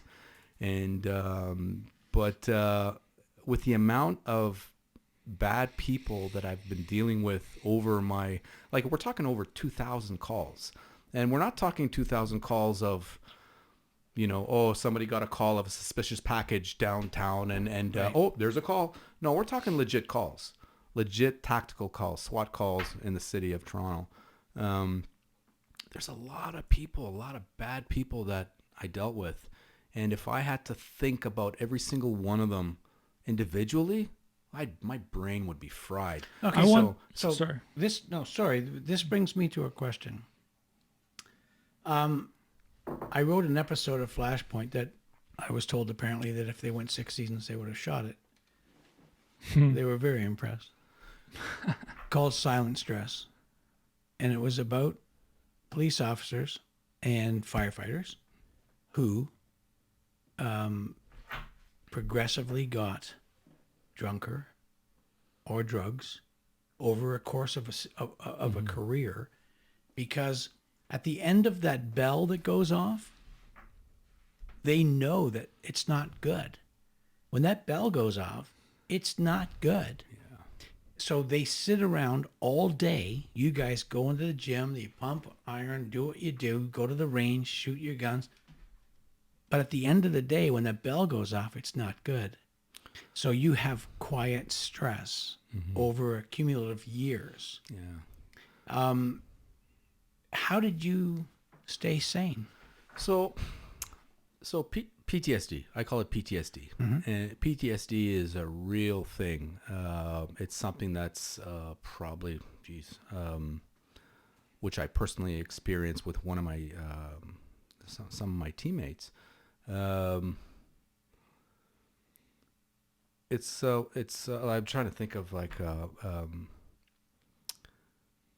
it's real, and when it affects somebody, one of the calls that we did way back when, and this is Team One, and funny that you mentioned Team One and Flashpoint, but Flashpoint and a good friend of yours and a friend of mine, Hugh Dillon. Love them. Oh, Hugh Dillon. Yes, Yeah, absolutely. Hugh Dillon. Shout out to God Hugh. bless him.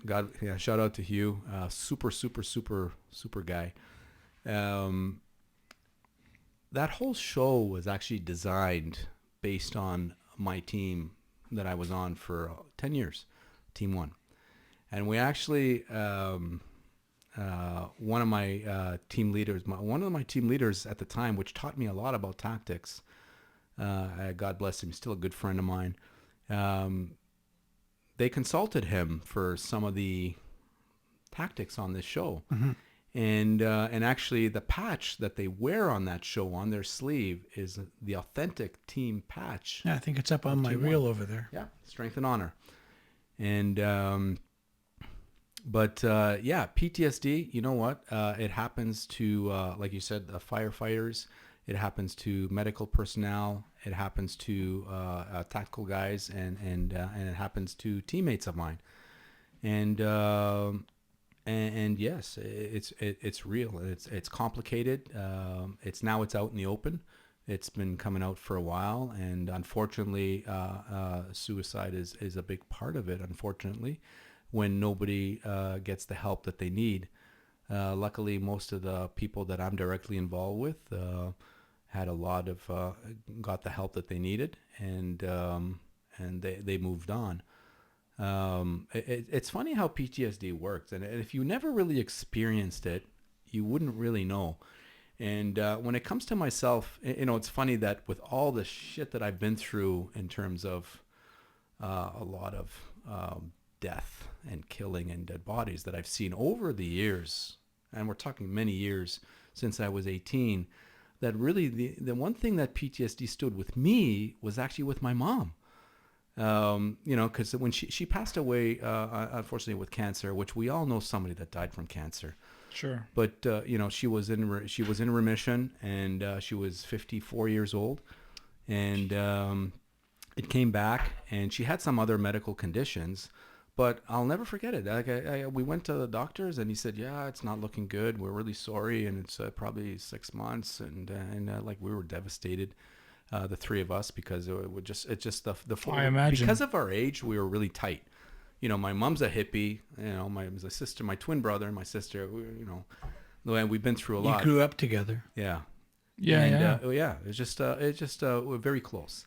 And then from that 6 months, she was gone within 72 hours. That's how fast it was, and it was one of those graphic deaths. It's very graphic, and I'm not going to describe it because it's very, very graphic how it ended, her last breath. And it was very, so I remember that, and I'll never forget it because it was with my other family that I had.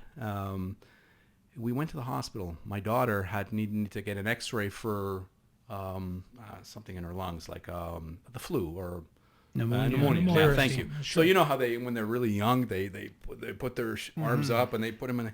So we go there, and she does the x-ray, and then she went to a hospital bed, and I'll never forget it.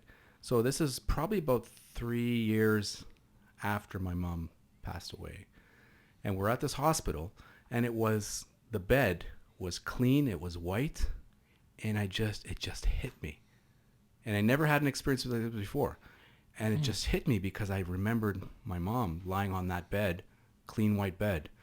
And I told my ex-wife, I'm done. I can't be here. And I walked out, and then I go outside, and I'm thinking, fuck, that's PTSD. It just hit me. So that was my experience. But for guys in the field that I do, it's real. And I always tell guys, because I've been involved in we'll talk about some of the events that I've been involved in. And it does involve taking a life, and it's never easy. But if you keep it bottled inside and you don't talk about it, you're going to have problems. Like y'all think we're warriors and we're capable of doing some crazy shit and sleep good at night. No way, man. You think about this because, it's never easy. We're all human. Yeah, it's never easy taking a life. The general public looks at police officers as being something above and beyond, but they don't realize that when you take off that uniform, you're just that guy or that gal, right? Right. It's, oh my God. We're human. Sorry, that story about my mom. Yeah, that's Yeah. pretty extreme. So yeah. How often does I don't know if I'm taking this away or not, but how often does PTSD exist in a normal man's life?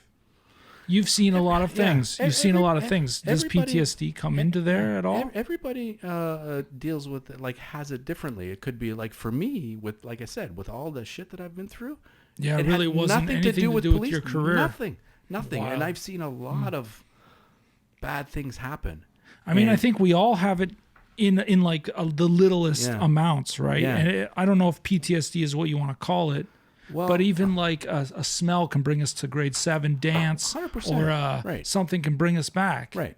So I imagine that it it's depends. a similar It depends how you react. scientific Yeah. idea or Yeah. something. The reaction is really the ones that if it's a significant reaction that causes you to question either like what happened, and usually it's it's after a certain amount of time. At least with me, it happened 3 years later. Like I had to be I had to be the rock of the family when that happened. And I know no emotion. And I could do that based on my career because I've been through a lot of shit. Sure. But when it happened, I'm like, fuck, it's real, right? And that's why I'm a big advocate. Shout out to all the people that promote PTSD. It is real. We've lost a ton of people over the last 10 years through they just can't deal with the events that they've been through in terms of so they just take their own lives. So a situation in you're on the job and in a situation, I know again we'll get to this, but you're negotiating or Right. you're talking to somebody who's standing on a balcony, Right. who wants to jump.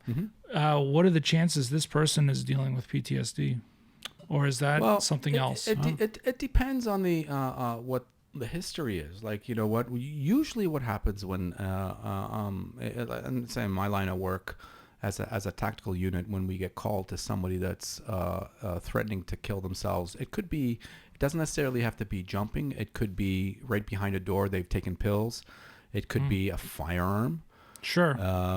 And it could be Which is most often, or is which there- is very in our community, it's very popular, is actually suicide by cop, right? right. Ah. Sure. So somebody that They want and you that's- to shoot 'em. yeah, right. So they don't have they the don't have to means, take any sort of right. responsibility. They don't have the to means, you know. or I'm not going to say the guts because that's not the right word. But they don't have the means. They just can't do it, and they want somebody to do it for them. So suicide by cop, even in Orange, is very real, and it happens. I think suicide takes a great deal of conviction. This person is making a decision that Yeah. is incredible, and I don't personally understand the step that they take over that transom to do that. Yeah. So that person who's not able to step over that transom wants you to do it. Exactly, and again, and it becomes very. I mean, the end result is what the person wanted, but it's for the person that actually didn't want to do it. What's usually from my end, it's tragic. Sure it is. Like we do, and this is something that I take pride in, and for the unit that we're in. We do whatever we can to prevent people from taking their own life, and I'm very, very passionate about that. And we're very skilled at doing that. We do whatever we can to prevent somebody from taking their own life, or if they really need help, we will get them the help that they need if they allow us to. And we've had some incidents, and I've been there, done that, where it doesn't work. I talk about one popular one, or actually it wasn't really that the case, but years ago. And this is one of the first calls that I've done. It was extremely public because this gentleman, his name was Tyrone Khan. I think I mentioned it to you. Yeah, you did. Because we were in Mayor of Kingstown, and we were at Kingston Penn. We'll talk about that soon to lighten up this conversation because people came here to be entertained. Yeah. And now we're all upset. No, this is entertaining. This is reality. it's entertaining Yeah, I'm teasing, in the education and honestly in the experience. Nobody has the experience you have. No, I'm Generally kidding. speaking, nobody. So Tyrone Khan, and there is a little humor to this too, but not really. But so Tyrone Khan became he is dead. He was a bit of a legend, a hero, so to speak. He's one of the few that managed to escape out of Kingston Penn, and he was in there because he was a bad dude. He's a robber. He goes. a what? He's a robber, bank robber. He goes to banks and causes tellers to piss their pants. Yeah, fear. Yeah, I hate so The to first call time you told me it was shit their pants. Yeah. Is that true? well, it's a bit of both. Yeah, I think you can't control it. Fuck. But we get the so he's out and about. He's escaped, and I get the call, and we find him, and we're negotiating with him. I wasn't the negotiator at the time. I was a regular SWAT guy. I think I was number 2 in the stack, and we're talking to this guy, and we see him through a window in a basement, and he's holding a shotgun to his chest. Just holding a shotgun to his chest, and we're talking to him for actually quite a while. And then he's, telling us to fuck off, blah, blah, blah, blah, blah. Make a long story short, this went for a while, right? Negotiations usually take a long time. And he's on the phone with one of the, it's actually a CBC reporter that took a liking to him, actually fell in love with him because of his history. She was interviewing him and she took a liking to him. Yeah. Yeah. Sad. Yeah. True story. Interesting. Yeah. And she's on the phone with him. She's talking to him. So we're letting him talk a little bit, and I don't know what they're talking about, but you can hear him having a conversation. Anyways, make a long story short, we tried to get him with a distraction device. It didn't really work. He's back sitting with a shotgun again, and he's talking with her, and the firearm goes off. In we go. We secure, and we have tactical medics. Remember I said the highest level of paramedics in the city are tactical medics. They're an amazing group of guys and girls, and they help us. They follow us along to all the calls that I imagine they're handpicked. They are. There's extensive training, and again, they are capable of doing anything in the field. Administer the highest level of medication, and actually, thanks to them, there's less fatalities in our line of work because they bring them back. I saw them in action once on Eastern Avenue. They are amazing. For real? No, for real. I was going to the studio, and I saw they've got helmets on and flak jackets. The SWAT team was going to do some house, and the medical team hung back. And then they were brought in. It was I pulled over to. I just pulled over to watch. They it. are so skilled. It's actually to see them work. And I used to be. I can't. I'm not even going to touch that level because I was a kid. But these guys are awesome, and the way they work, and it's just amazing to see. But anyways, here's Tyrone Khan's got a shotgun wound, bird shot to the chest, and yeah, so moving along, this is so the media, of course, they say, oh yeah, he committed suicide, blah blah blah, death by because of us, Shotgun. yeah, whatever. But no, that's not what happened. Did he die? Oh, of course. Oh, okay. Yeah, it was a blast in the chest, and but no, it was an accident. He didn't kill himself. The gun went off. He was, through the investigation. I mean, the tapes revealed that, you know what? He didn't say, okay, I'm done. Boom. No, it was mid-sentence. gun went off. So he was talking like this, Yeah, and then but- all of a sudden, boom. Yeah. So this, Okay. this is a person who has little experience with a firearm. Yep. And his fingers on the trigger. Yep. And he has no idea Yeah.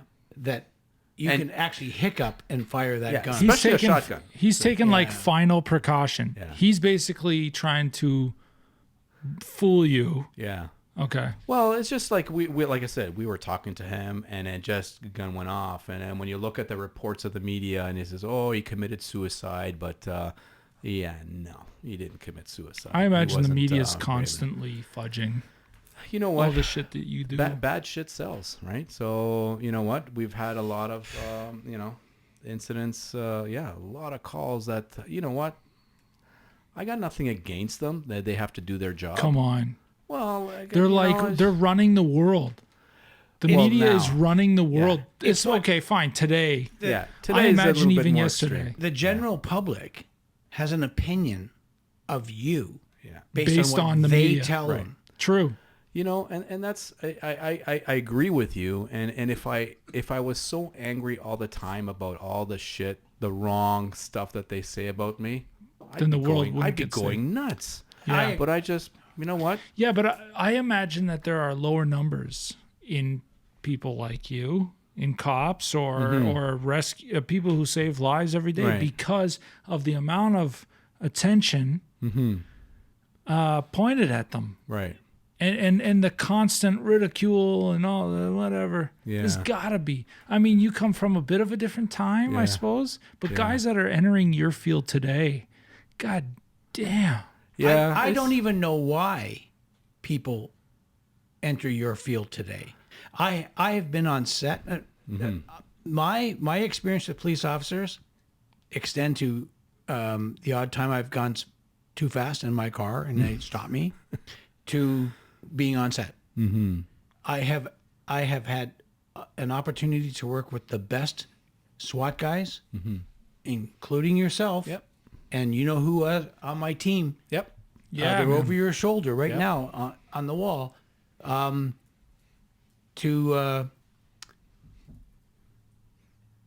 What the fuck was my point?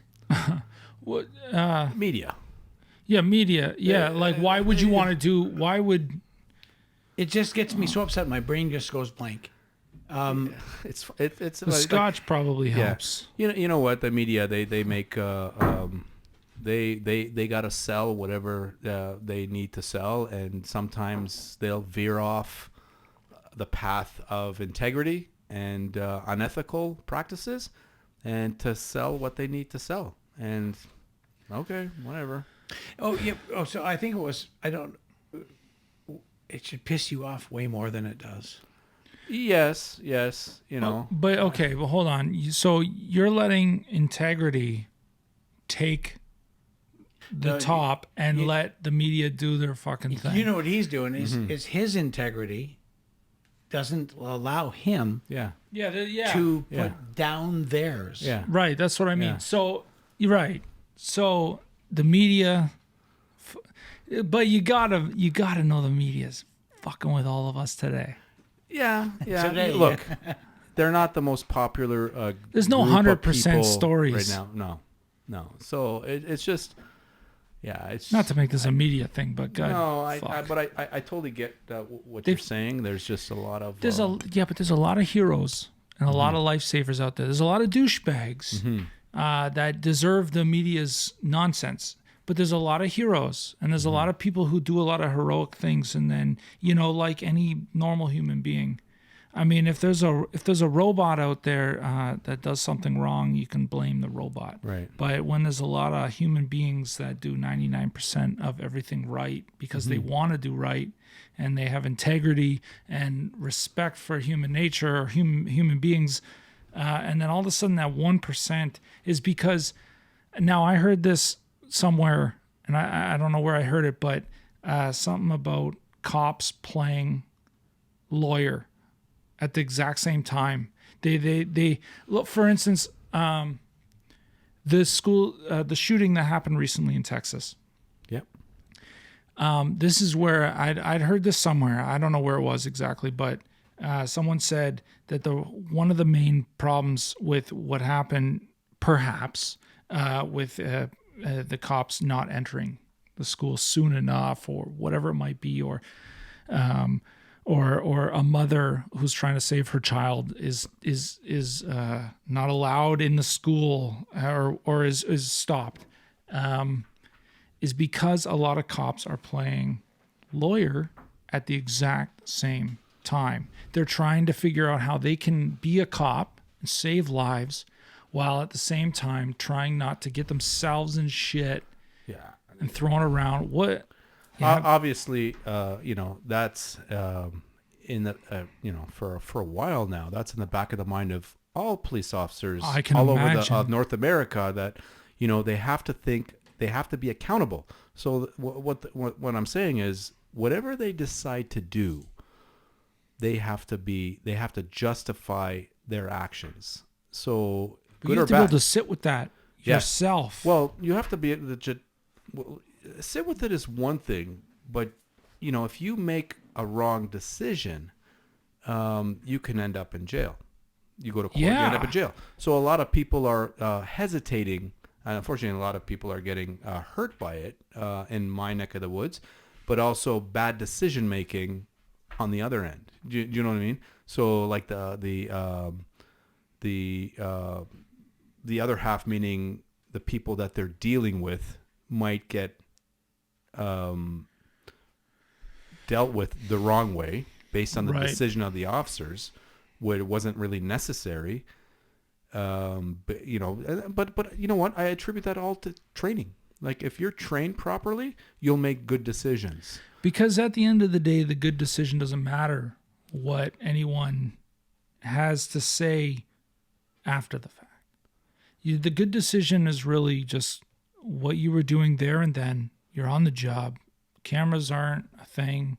Opinions aren't a thing. Right.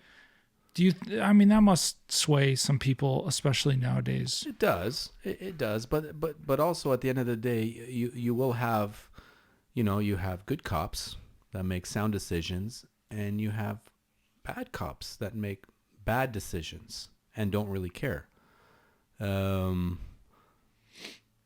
I'll just tell you an example of my experience with somebody that's really bad, and it really touches base, close to home, because when I started on the job, I was in a Midtown local police division. Remember I told you about the Brat Pack?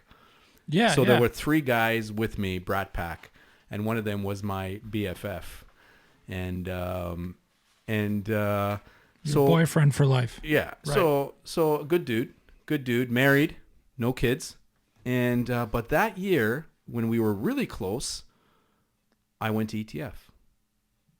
And Emergency task force. Emergency Task Force, yes, which is the tactical team, tactical unit for Toronto. And so I go, and this was 94. And like I said, we were best friends. I introduced him to my family. We hung out all the time. So here I am. I go to ETF, my first year there, and I haven't spoken to him in a year. We totally disconnected because I was so pumped, getting to a tactical unit, want to work on my career, don't want to deal with any other shit, because he was one of those guys that always like to do weird things, and he calls me one day and he says, "Hey, Shawn, it's so and so. Well, yeah, I can say his name because whatever. It's Piero. It's been a long time." I says, "Oh, Piero, I haven't spoken to you in a year. How you doing? Blah blah blah." He says, "Oh, you know what? Let's catch up. Let's go for breakfast." And I said, "All right, yeah, pick me up. I'm at at the time I was living in the Bayview and Shepherd area. So I'm in my apartment and I'm waiting, and my ex-wife, at the time we were married, we already had a wedding. I had a bunch of cops there, senior officers.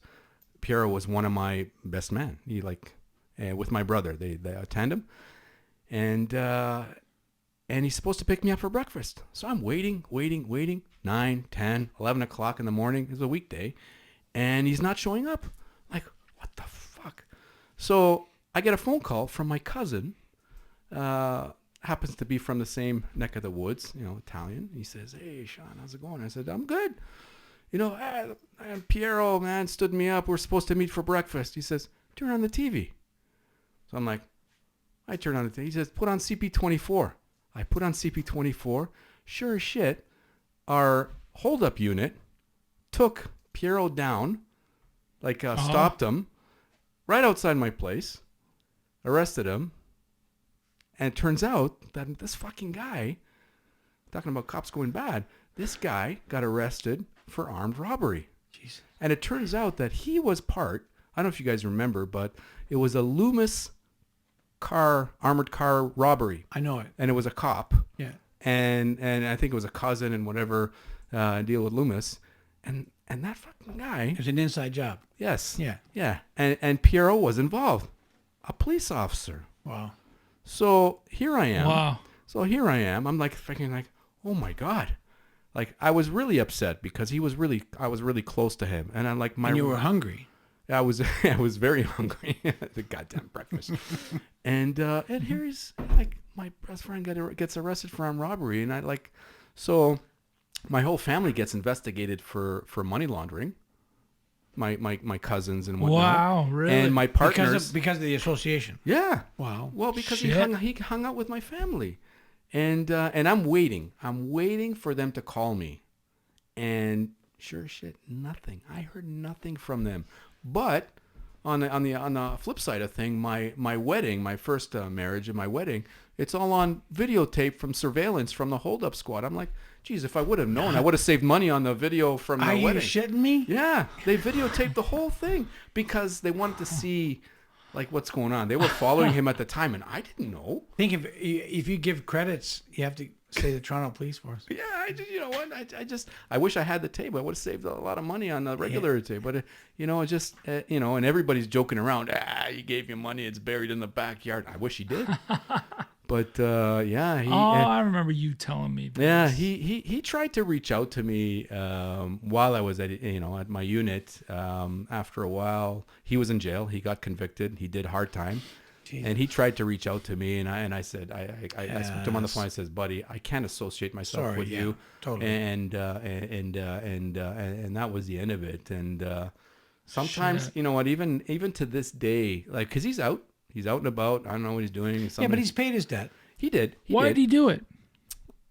He was always that guy that talked about, I'm going to be rich one day. Oh, really? Okay. But, I bumped into his, now it's his ex-wife. She's moved on. But I know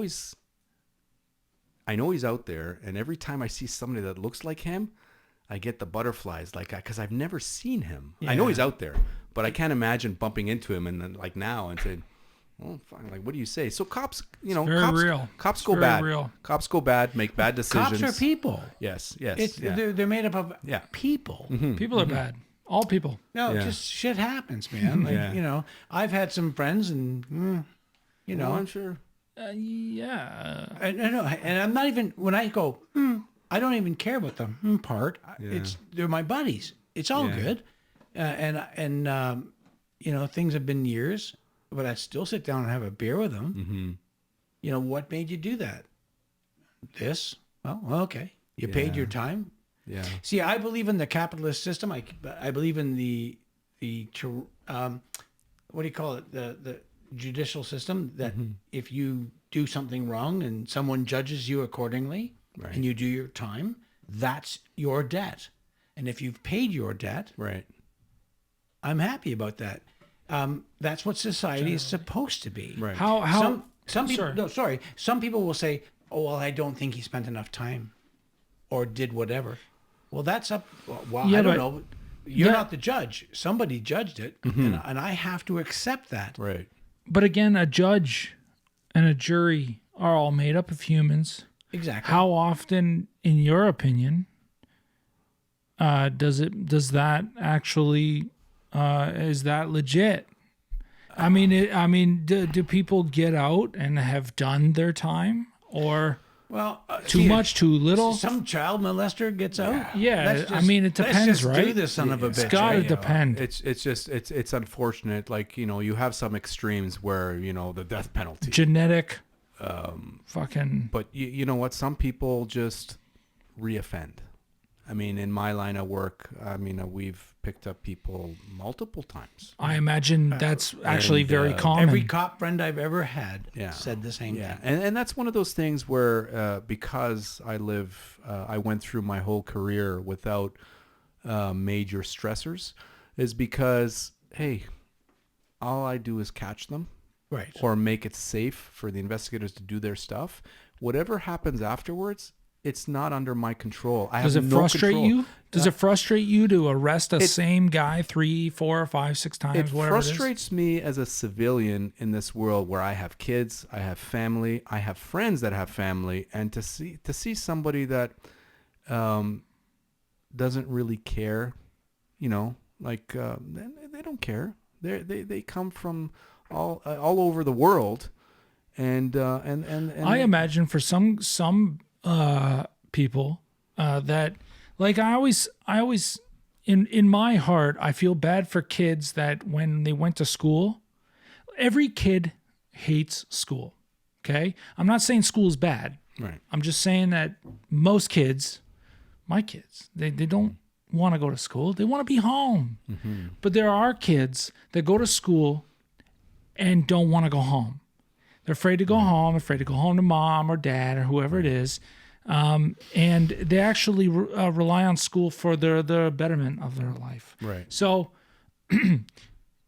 I imagine also that a bad guy, a criminal of sorts, perhaps doesn't give a shit about the outside world because it's no better than what they have on the inside and in prison. Yeah. Is that... Well, it could be, but they also take a risk, right? They know, especially in the laws of this country, that, you know what, you can do something which to you and I might sound extreme, but let's say nobody gets hurt, and they know, okay, well, they'll get probation, or they'll be out in 3 years and be good behavior. They know the rules. They know it. Good behavior. They'll be out in a year, Right? And then they'll have go back to their life of crime. So. But it's when people are affected, as not property, people. Like now, firearms offenses, people get shot. Parks. You see kids getting shot from stray bullets. I mean, we all hear it lately, and it's gun crime has constantly rose in the last 10 years, and it's not necessarily because the level of the quality of policing has gone down. It's just because the restrictions have gone up, so their job has become tougher to Keep talking, Shawnee. make it safer for our communities. Like they're being held back to do what they wanted to do. Like when I joined, 32 years ago, it was not uncommon to go, let's say, in a neighborhood at 3 a.m. and you see something that doesn't look right. You can approach that individual and talk to them and say, hey buddy, like why do you have a flashlight and a screwdriver in your hand? There's a clue. I don't know,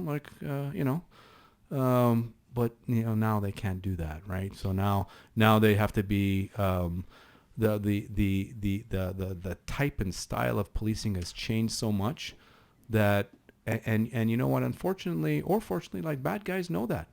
Bad guys know that, policing has changed and they're capable of getting away with a little bit more compared to, let's say, 30 years ago, 32 years ago, and that's unfortunate. A friend of mine, one of my best friends who passed away, his dad was a sergeant of detectives or whatever it is in London, Ontario. Mm-hmm. And he once told me that in his day, if he saw something flash in the night, he shot it.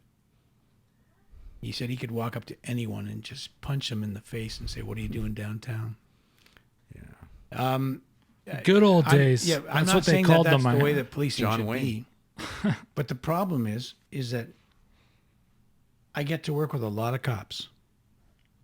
And when you sit with a lot of cops who are not trying to protect themselves, and it's just conversation, and it's real, they'll tell you they know exactly who's holding, They know who's got guns with them. They know that that car is full of gangbangers. And they all got guns. And they can't talk about it. They can't stop them. They can't walk up to them. Then there's cops that apparently you have some kind of form now you fill out, Yeah. and coppers won't do it because it takes time and it's useless. Yeah. So why walk up to somebody and say, "You're a bad guy. Here's a form. Fill out." And then on the other side, it tells you how to complain about me. Yeah. Who the fuck come up with that system? You know, it's unfortunate. Like, to be honest, the frontline officers in the country have like the hardest job in the world. I'm kind of sheltered, because I was a beat cop for just a little bit, and back then we didn't have those issues. If you wanted to Frontline, investigate, like the regular. like the guy. guys and the cars on the street Yeah, that yeah. respond to calls, call after call after call. Yeah. Now, for me, like, when it comes to SWAT work, we get there and it's usually we get some intelligence, right? So the officers, let's say, their frontline officers would respond, let's say, we got sound of gunshots from inside that house, and we contained it, and then they get some information, who lives there, blah, blah, blah. And then they call us, or our dispatcher calls us and say, hey, listen into this, and then I'll make the decision, are we going or not? As a gun team sergeant, I started as a regular operator, but I moved up the chain. Sure. And as a gun team sergeant, I would, listen to it and then make the determination. Unless they ask us, hey, we need the SWAT team here, then I would call and say, okay, well, what do you got? And then we go. So we already know, like, it's not. We have some information before we get there. Where regular cops don't have that, so they work on, they're They just radio. radio call, but they'll walk up to the house, so they're they got the hot zone, right? So they don't know what they're walking into till they start their investigation, right? That's interesting. Oh yeah, no, and that's where a lot of cops get hurt because lack of training, complacency.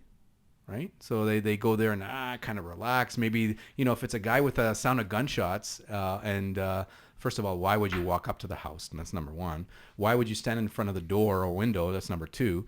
That's lack of training. Lack of training and complacency. Right. It's not going to happen in our city or whatever. So yeah, stuff like that. So like I've been kind of sheltered because most of my career was with SWAT, so it's a little bit different. You know what? A buddy of mine who worked in Hamilton here, he told me, I asked him, what was the scariest moment, me curious, whatever. He said that really he had never been in a moment where he thought he was just so scared. But one in particular was that when he went up to a house, they were asked just to check on a house. There was nothing going on, whatever, but they knew the house. It was, I think it was like a drug, dealing sort of situation, whatever, however you call that. And then, but they would always or often live in an like a second floor situation or something where a staircase with two walls was always the case, because they knew that as the cops would come up that staircase, they were trapped. And he said that to him, they weren't even asked to go for any real reason other than a checkup. And when they entered the house, and they looked up the staircase and saw the door was closed, and they did all their knocking, or, they were down here doing all their whatever. And he said, nobody's answering, nobody's doing anything. Okay. And he said that the hair on the back of his neck would rise, and he would actually put his hand on his gun or on his pistol, and he was sitting there going, it would just be better if we just didn't. And he said that moment, he just turned around and they just walked out. Let me tell you a story about something like that. Okay. This is my first hot call at ETF. This is Team 1. We got a call. It's a home invasion in Bridle Path area. Okay. Beautiful area. Beautiful area. Toronto. Something that I will never live in. Well, we can do movies there, right? Yeah. I've a shot good there spot I for believe movies, yeah. Drake has a home there. He Okay. does. He does. A good friend of mine. Yes. So good dude. He has the key to the city, right? Because he's done so much, right? Right. Knows your dad, Mick Jagger. Yeah. yeah. He's done, yeah. He's done Right. a lot. Yeah, put a lot of people back in jail. Anyways, so we go to this call. It's a home invasion. So the information that we get there because we're not far, right? Our unit is not far from that area. And I was just, like I said, regular operator. It was my first call, like one of my first calls. I was in the stack. And what happened was the local division, they get a call of a silent alarm. So they get there and they go to the side door because nobody was answering the front door. They go to a side door, and just like you pictured, it's the door opens. There's an Asian male at the opens the door, and like a stairwell that goes down to the basement, wall on each side. His friend is behind him, and the two officers that came there, he says, "Oh, is everything okay? We got a silent alarm." He says, "Yeah, come on downstairs." So the cops go down first, Oh. and these guys are behind them.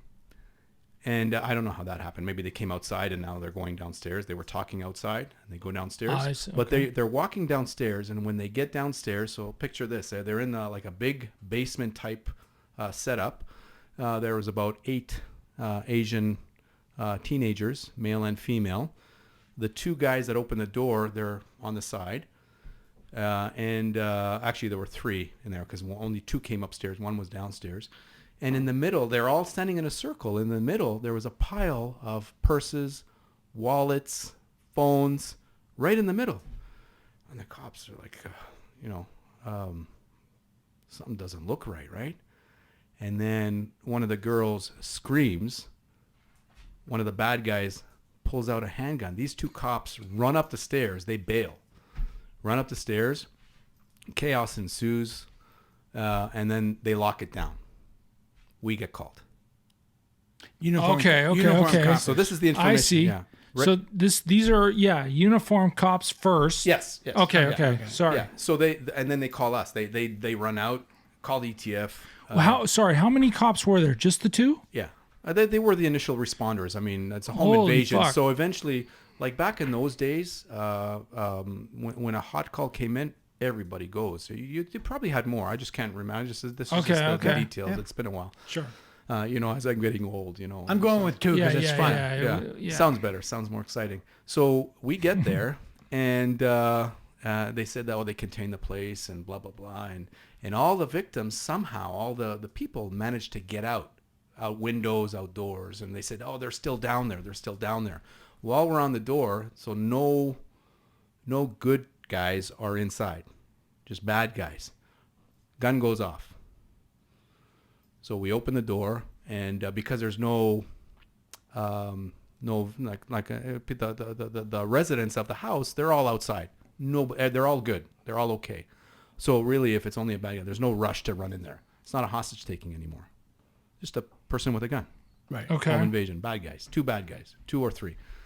So and eventually we get down there, and while we were moving down the stairs to start clearing the place, another round goes off. So now we're moving a little bit quicker because we're already inside, right? And we're clearing the place. A dog, there was actually a dog in there, a Shar-Pei. And, an aggressive Shar-Pei, apparently. It was an aggressive Shar-Pei. And so we're going through, and I'm with a couple of my partners, and we're starting to clear the basement, and we hit a bathroom, and it was locked. So we breached it, and sure enough, we have one guy with a self-inflicted gunshot wound to the head. And yeah. Okay. Yeah. No, Whoa. yeah. So what happened was, anyways, we cleared the whole place. We found the Shar-Pei. The Shar-Pei's a motherfucker. Hey, took off. No, Oh, Shar-Pei took off down the popped street. off. Everybody ran. Okay. And so we got this guy. He self-inflicted. So we're missing 2 more. So we had a couple of dog guys come by, and we started searching the neighborhood. And eventually we did. It's funny. Like dogs are great. Okay, like dogs and the police service are amazing, but sometimes they miss, right? They get tired, they miss. I remember going through a backyard with one of the dogs, and the dog did a circle. We usually hold points, so we contain it, let the dog do his sniffing, and if he finds something, he'll bark. And the dog comes out, we're moving to the next, and then we go in and clear ourselves just to make sure, right? Sure as shit, there's a shed there. I go in, and I have my partner covering from another side. I open the door, sure as shit, another bad guy there. He's got a bunch of jewelry on him, and so we take him down, and that was the two. The third we never found. But yeah, it just shows you, like, they were so lucky, those officers from that local division, that it was just, I don't know, they just, first of all, they shouldn't have gone down the stairs. Especially in front of the bad Oh, guys. yeah. They didn't know, right? That's lack of training. Right. So it just, that was my first hot call at my unit. So I can't help but think about the Shar-Pei. yeah. Where has the Shar-Pei gone? Well, You know what? I think the Shar-Pei met the police dog. Yeah, Oh. they And there's hooked up in the puppies. shed. It took off. It went down the street. Gone. Yeah. I mean, I'm sure they Bye-bye. located down the road, but I just Okay. Yeah, that was my introduction to my unit, and then it just snowballed from there. Like, you're talking about what was the worst call, like the most call that kind of stood in the back of your Yeah, head, right? yeah. So, you know what? After a while, you do so many calls that it's really hard to pinpoint one or the other. Like, Of course. they're very they all intense. blend in. It's all about training, right? And it's something that, like, my wife, like we talked about. People tell me, oh, it's so dangerous, and oh, it's full of stress. And I tell them, I says, it's actually the opposite. It's dangerous, but I got no stress. I don't, and I truly believe it, because when you look at the skill set of our unit, and then I have 8 to 10 guys watching my ass. Equally as trained. Yeah, they're like my bodyguards. Yeah, man. Like, it would have to be a really, really bad day for something terrible You to trust happen. these guys with your life. Okay, Every so single big person time. that a I couple things I need to. Okay, so I have several friends who are corrections officers. One of them revealed a couple weeks ago that he will never take his family shopping in a mall west of Milton. I believe it. Why? Well, Oh, because- east of Milton. Sorry, Yeah. east of Milton, because of the gang violence. And then they started to list the names of the gangs that are here in town. And I say in town, I mean Toronto. I don't think Really? Yeah, really. Well, but he's also, because he was a corrections officer, he's identifiable, right? So is that the reason why he was scared, or he's just scared in general? Oh, well, yeah. The odd time they have some people walk up, "Hey, boss." Yeah. That would make me. But you know what? If you finish your career, do your job. I mean, it shouldn't be anything personal, but you do your job, and with integrity and being ethical. I mean, I know a lot of these gangbangers, they don't believe in that, but I mean, if he treated them with respect, I mean, that's part of. Okay, so that's an interesting thing. If you're a gangbanger, I mean, really, how often is it kept with inside the gang? The crime, the shots fired, whatever. The question is, does the general public have anything to fear? Good, yeah. Yeah. That's a good. Well, good we question. like, no offense to, they're not as skilled as us, right? So when they hold firearms like you see in the movies, right? And they'll hold it like this, and they're firing around the corner or holding a gun like. Who are they hitting? But the intent is gang. True. The end result might be. Yeah. Well, Public. yeah. I mean, maybe, but there's always, I'm not going to call it collateral damage, because it's not, there's always innocent victims. A bullet doesn't go, hit somebody and just dead stops. Like, it goes through somebody, fragments, it'll hit a metal post, fragments. There's other people that will get hurt from. Yeah, I can only imagine. So I think Andrew's already warned you about this, but What's your opinion on the government's anti self-defense Gun laws. with gun laws? Gun laws? Freezing on Here's the pistols. thing. Freezing Here's the thing. pistols. Yeah, here's the thing. So I'm just from a police officer's Yeah. perspective. everybody knows in my community that, you know what, most of the violence, the gun violence that happens within the gang community, they don't care about laws and paperwork and firearms, and they will get their hands on a firearm, and they pay good money for firearms from anybody that has them, that brings them across the border. Listen, And wait. you can't stop it. You can't stop it. For real? Can't stop gun Is this smuggling. real? You can't Okay, stop gun continue. smuggling. What do you mean? What do you mean? I can't believe that criminals aren't doing criminal things. Oh fuck! No, continue. Sorry. Oh, I thought it was something. Holy fuck! I actually thought it was something good. My son's humor. Yeah. No, you know what? It's frustrating. I'm actually not a gun weenie. Like I own. Sure. You're But I'm just a not- weenie. I just don't. Did I mention you think, guys are buddies? I think they're going the wrong route. I think if they increase the laws, the charges But on they're gun lessening violence. them. Yes, they are. They're And literally yes, lessening yes, them. Yes, they are. Like What's the point? You can For you what can use reason? You Yeah. can use a firearm and hit a child or hit a person or hit a woman, and if they don't, they won't. It's not a fatality. You get bail. Okay, so you, just a second. You use a firearm. Mm-hmm. You shoot somebody by mistake, and you get bail. You'll get bail. But you're not supposed to have that gun in its. Oh my God! Yeah.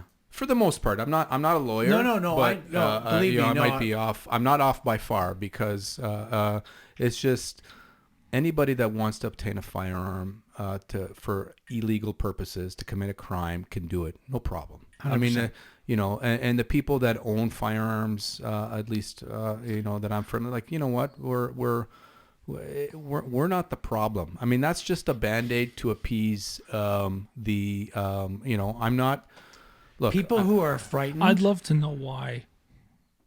Yeah, sorry. I didn't mean to Yeah. interrupt you. No, it's all right. But I would love to know why this law, like you just said. Yeah, I don't Some know. kind of Band-Aid. You know what? Why? It's and the problem that we have is they really pool us into a North American problem, which realistically, whatever happens south of the border, is they have major issues, but it really is not the same issues that we have up here. But they pool us in the same group. But for a reason. I mean, don't you think? No, I mean, not for a reason, for an agenda.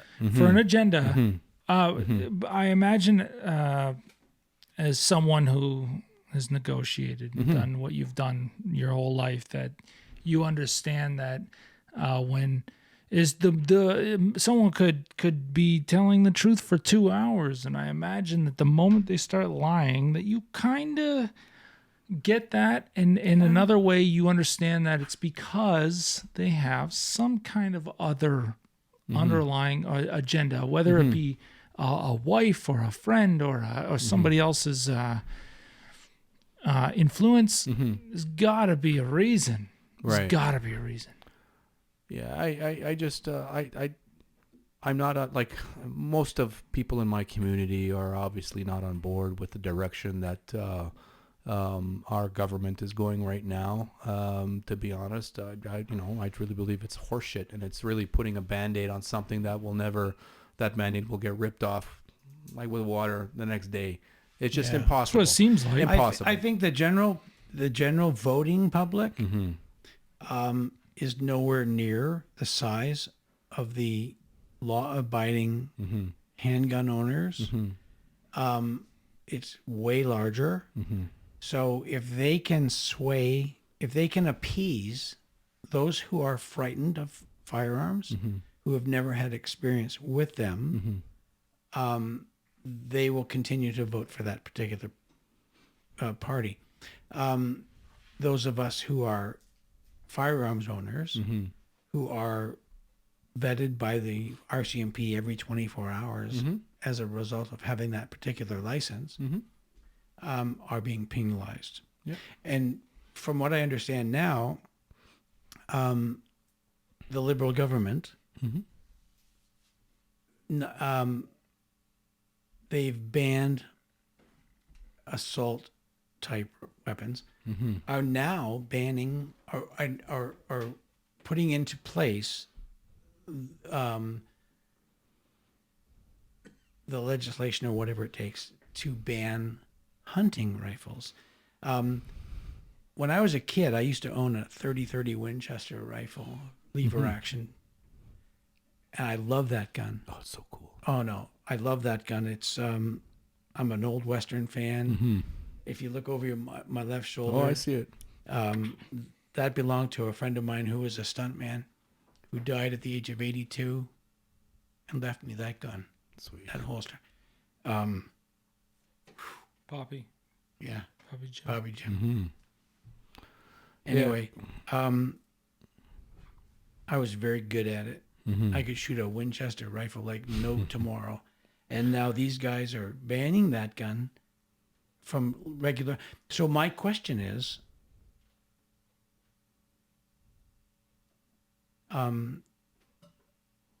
if they banned an AR-15, which does not represent an assault rifle, and they had a reason to do it because of all the mass shootings. What is the reason for banning the hunting rifles now? I just would say probably to get votes. Yeah. I see nothing. Is that really it? I don't know. It's just something. It's to me. It's just a false reaction to something that there's no. It's waste of money, waste of time. It's Yeah. not going to work. And I don't think they're gonna like. I think if they're gonna go that route, I think they'll ban further purchase. I don't think that they will grandfather who has it, and then maybe increase the vetting, like in terms of what you would need in I think order it's to magazine Succession. I think it's magazine capacity. Yeah, which yeah. So, but at the end of the day, well, I'm not a big fan of. I won't even say his name. That will never change the level of gun violence in at least not in the GTA. Because if somebody's motivated to get a firearm of any type and commit any type of horrendous gun type crime, they're going to do it, and they're going to get it. Our borders are wide open. There's no. You're talking about one name, starts with opposite of false, and the second part of the first one name is female deer. Okay, that's, True. you see why I became a SWAT guy? I'm a gorilla. It's all good. Yeah, we got it right. See, I have above your shoulders there. Listen, The all you have audience to do. can't see it, but we have an original 1950s Red Ryder BB gun, and an anniversary issue. You know what? It's unfortunate because there are steps that they can take, and to me, it all ends up what's the word I'm looking for? If somebody commits a crime, do the time, and especially if it's with a firearm, it should be like from I thought it's like 5 years minimum with a crime with a firearm, I agree. and no bail. For them to start to actually eliminate time to lessen the penalty for gun crime is incredible. It's ridiculous. So I want to move on to movies, but before we do you have an opinion on self-defense? In terms of what? Like The ability, the so if somebody breaks into your house, is that type of self-defense, or you know, that brings something to mind. As a gun owner, and a self-defense proponent for most of my life, people have always asked, if someone breaks into my house, What would you do? no. If someone breaks into my house, can I shoot him? So You've never been able to do that. no, in just a Canada. second. Have you? So it's not a question whether you can shoot him. It's do I have to shoot him? So if someone is coming into my house and they're stealing my TV, I don't have to shoot him. But if someone is on top of my wife stabbing her, I have to shoot him. Yeah. There's a difference. Yes. So as a self-defense proponent, I want people to be incredibly intelligent about their decisions in the blink of an eye on what to do and when to do it. So if I have a firearm and it's readily accessible and someone is stealing my television and they're walking out my front door, I will tell them to enjoy Netflix. If someone was hurting my children or my lady, I have to make a decision within the blink of an eye, and I think I know that answer. So what you're saying is that is a smart TV. Well, Sorry. Okay, go. Yeah, no. I gave birth to this kid. You did? I love that. Well, somebody did. Yeah, Mick Jagger. You know what? I'm totally on board with you. Like, it's one of those things, and I think about a lot because I'm kind of in the same group. And at the end of the day, you would have to justify. Anytime you do something, you got to justify the level of force that you use to eliminate the threat. Sure. That's it.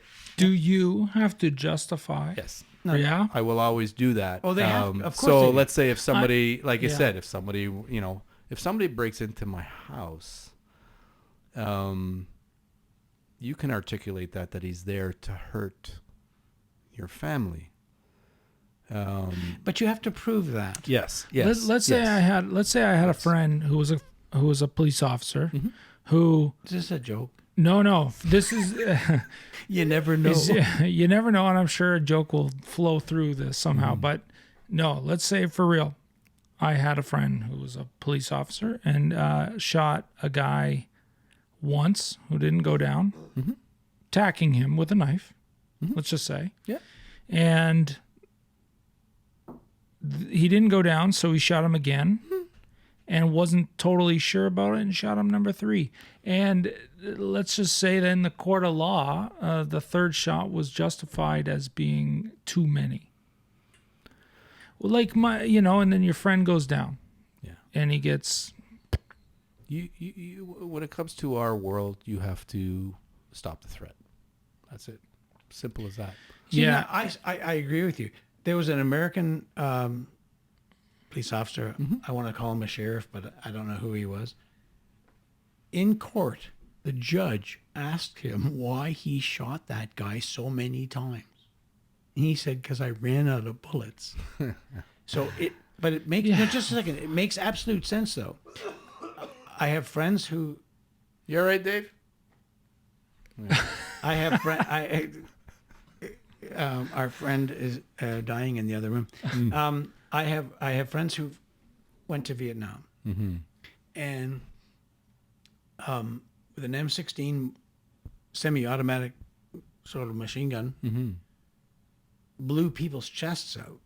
Their lungs are on the ground behind them as they continue to run at you to shoot you or stab you. So, as They just hold their breath, right? yeah, they were holding their breath. Fuck, people are gonna listen to this shit. So, everything else we were saying is serious. Keep going. No, fuck, I lost my train of thought. M16, lungs But- on the ground. Yeah. I absolutely understand. So I learned a long time ago that when you find a handgun, especially, you got a 9mm handgun, it's not going to stop it doesn't stop a whole lot. No. And I was told what you have to do is drill a hole. Just continue going. Boom, boom, boom, boom, boom, boom, boom, boom.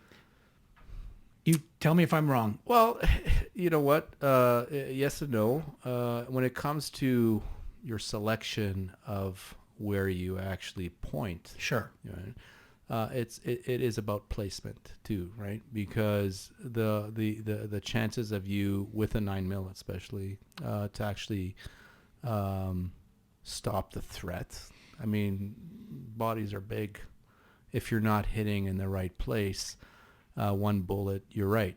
For a motivated individual that knows you're trying to kill him, well, or he's trying to kill you, and the Right. result you're trying to, for a motivated individual, and it will take more than one round if your placement is not where it needs to be. And most people aren't that great a marksman. No, and that's and it all comes down to training and stress levels and how you react to instinctive shooting and all that kind of stuff. So and that's something that we'll train. I'm not going to say how we train because it's not appropriate for this setting. But Sure. we train to hit certain places to eliminate the threat with the least amount Of of course. rounds that we need. And that includes long-range rounds, rifles. And then now, a lot of days, kind of like what happened in BC, which is a copycat crime of what happened in Los Angeles way back when, is body just armor. recently, the body armor thing. Yeah. Right. They had ballistic armor wrapped around their legs, wrapped around their arms. I worked with one of the coppers Yeah. from LA. Yeah. No, we're talking LA. I'm talking Vancouver. Yeah, but I worked with one of the coppers really? that took him down Yeah. in LA. Yeah, that was crazy. And Vancouver and just the- happened. Yeah, the one in Vancouver a couple Crazy. weeks ago, and unfortunately, we'll never know the motive. But they weren't there to rob a bank; they were there to ambush cops. Well, don't you think that now, in the times that we're living in, with all the bullshit, insanity, whatever is going on, that people have motives of all different wacky kinds, unpredictable types. Yeah. Well, that can go down to it could be hate motivated, which that happens. I think that's what happened in Chicago. Very recent. That was hate motivated. Have you seen that video?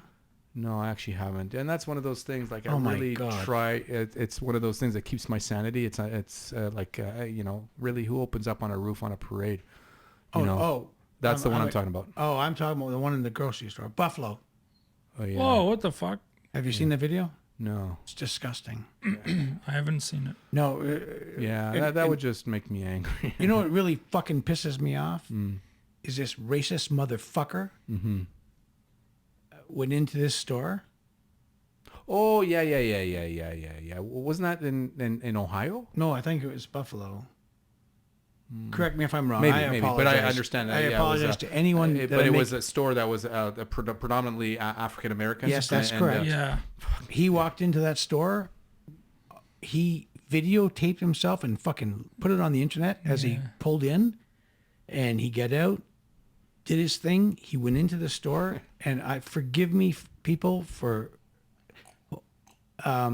this fucking racist cocksucker went in, and as he went around one corner, there was a white man laying on the ground in a fetal position.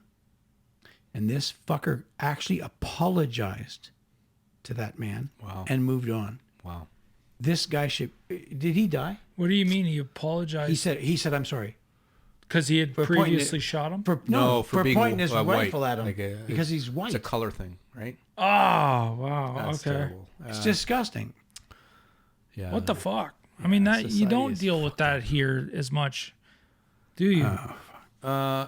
No, Or- not to that. No, not to that degree. I mean, we So- do have there are hate crimes, and it's going up like percentage wise, just like anywhere else because of copycatting Well, and whatnot. But Yeah, on but a I mean, scale of there's what's so going many, down there. There's so many motivators. Mm-hmm. I mean, some it doesn't matter. But yeah, how if Canada put automatic rifles in the hands of people like Americans or like America did, Semi-auto. or semi-auto and or even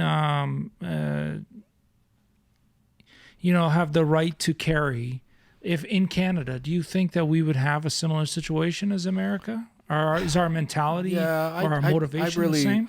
To be honest, I really don't think it's necessary. I think what we have in place is good. Like I like that, hunters are able to hunt. I don't like the idiotic gun registry thing that they implemented a few years back because they haven't fucking done anything. I don't like the fact that to ban handguns, but to be honest, to have like these high, we've never had this issue. Yeah, no, really. we won't, and to have to be honest, high capacity magazines. What's really the necessity for that? No, I absolutely agree with that. Yeah. Like, why do you need 30 shots? Yeah. I agree with that. Yeah. Now, right now, I think legally, You can't have it here. no, but we can have 10 in a handgun And 5 and 5 in a long gun, right? Mm-hmm. So why are they banning lever action hunting rifles? And what do they want? One shot at a time? Like, I have to load every time? I don't know. And but then what do you do with a shotgun, right? Exactly, same. Like All what do those you do with a guns are going to shotgun? be You're banned. how do you minimize the amount of rounds that go into a shotgun? What are you going to plug the tube? I don't understand. Within a week of banning handguns sales in Canada, every single store that sells handguns in Canada sold out. Between 300,000 and 400,000 guns were sold within a week. Is kind of backfired. Yeah. Well, mine's up for sale. If anybody wants, I'll give you a good price. Mine's not. Yeah, you know what? I just think that down there they're on a different level. I mean, I understand the right to bear arms, but what kind of arms do you need for? Yeah, but this is happening in Canada. It is, but again, they're pooling us in the same. Exactly. They're painting us with the same paintbrush. I mean, as do you what's going think on that's down just like it would just get rid of all guns?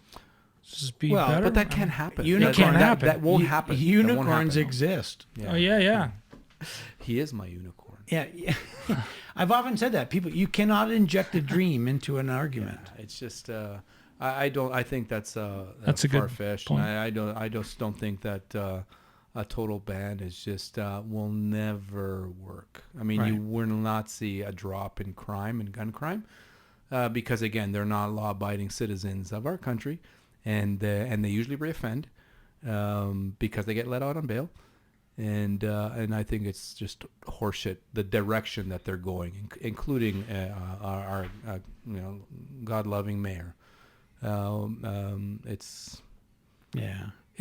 just a waste of time, and I think that the resources should be allocated somewhere else to try and eliminate reoffenders. So on that note, let me inject acting. Yeah. The Sean. new Shawnee. This is incredible. I think what's fun is, okay, so before Mayor of Kingstown, Paramount Plus, Taylor Sheridan, Hugh Dillon, shout out to all those guys. This is great. They're shooting the second season right now. They've been shooting for about 2 weeks in Pittsburgh, Pennsylvania. Shout out to Hamish. Hey, buddy. Oh, Hamish. Yeah, buddy.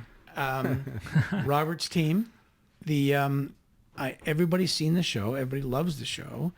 Got great numbers. That's why they went to second season. And I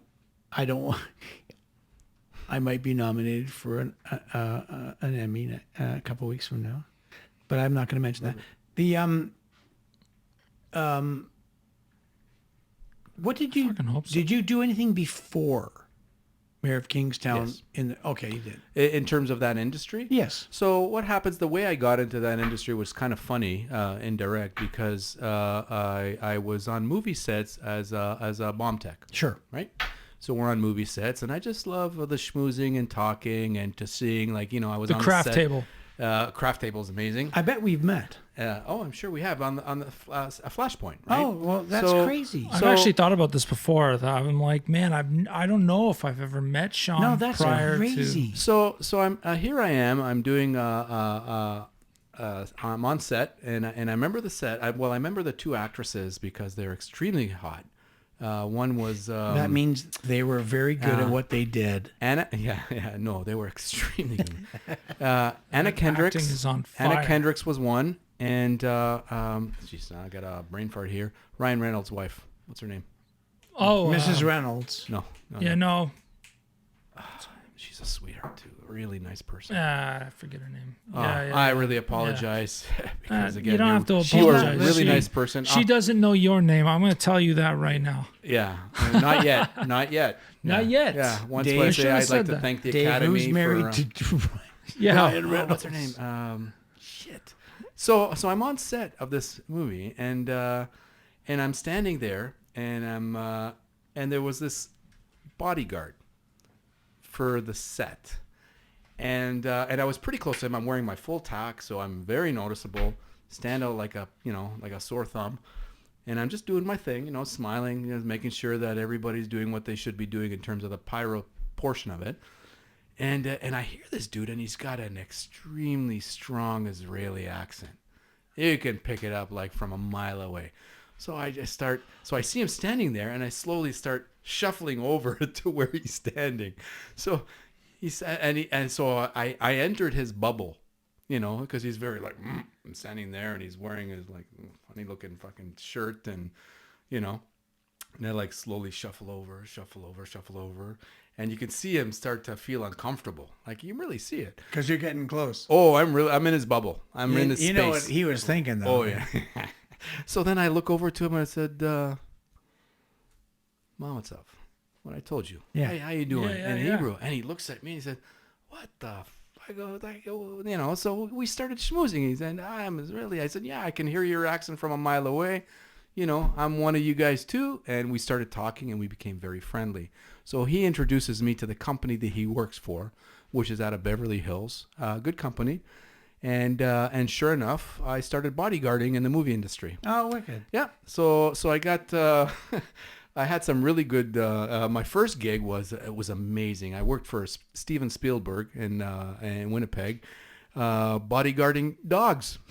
Seriously? I shit you not. No, I was looking after the dogs of the movie. What was that movie? You remember they came out with a movie. Boat dogs?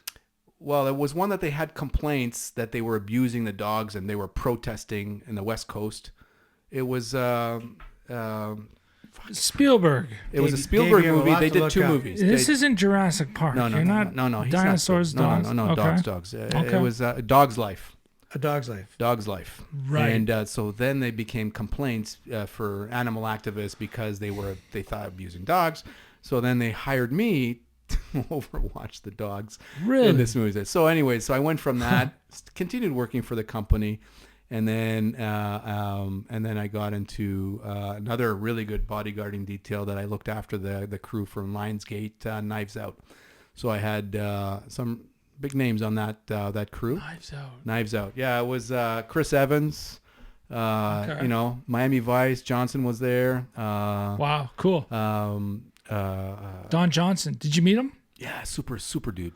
Did he have any Super socks cool. on? What's that? Did he wear socks? He had socks, but he still rolled up the suit sleeves, because Okay, I Miami thought this Vice. was gonna be. Yeah, he had But, socks, but he wore them on his hands. I don't know. They had actually a really good Toni Collette, sweetheart. Yeah, she's She awesome. was Yeah. awesome. Who else? They had what was his name? I forget the whole crew. It's all good. Fish Called Wanda. What was her name? Tony. The Fish Called Wanda. What's her name? She's known. Again, it's what is this?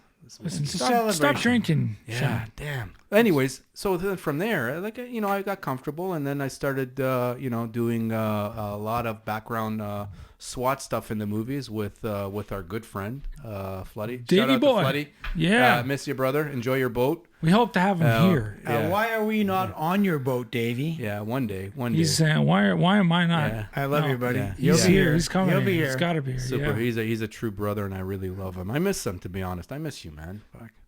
But anyways, he's busy. So do I.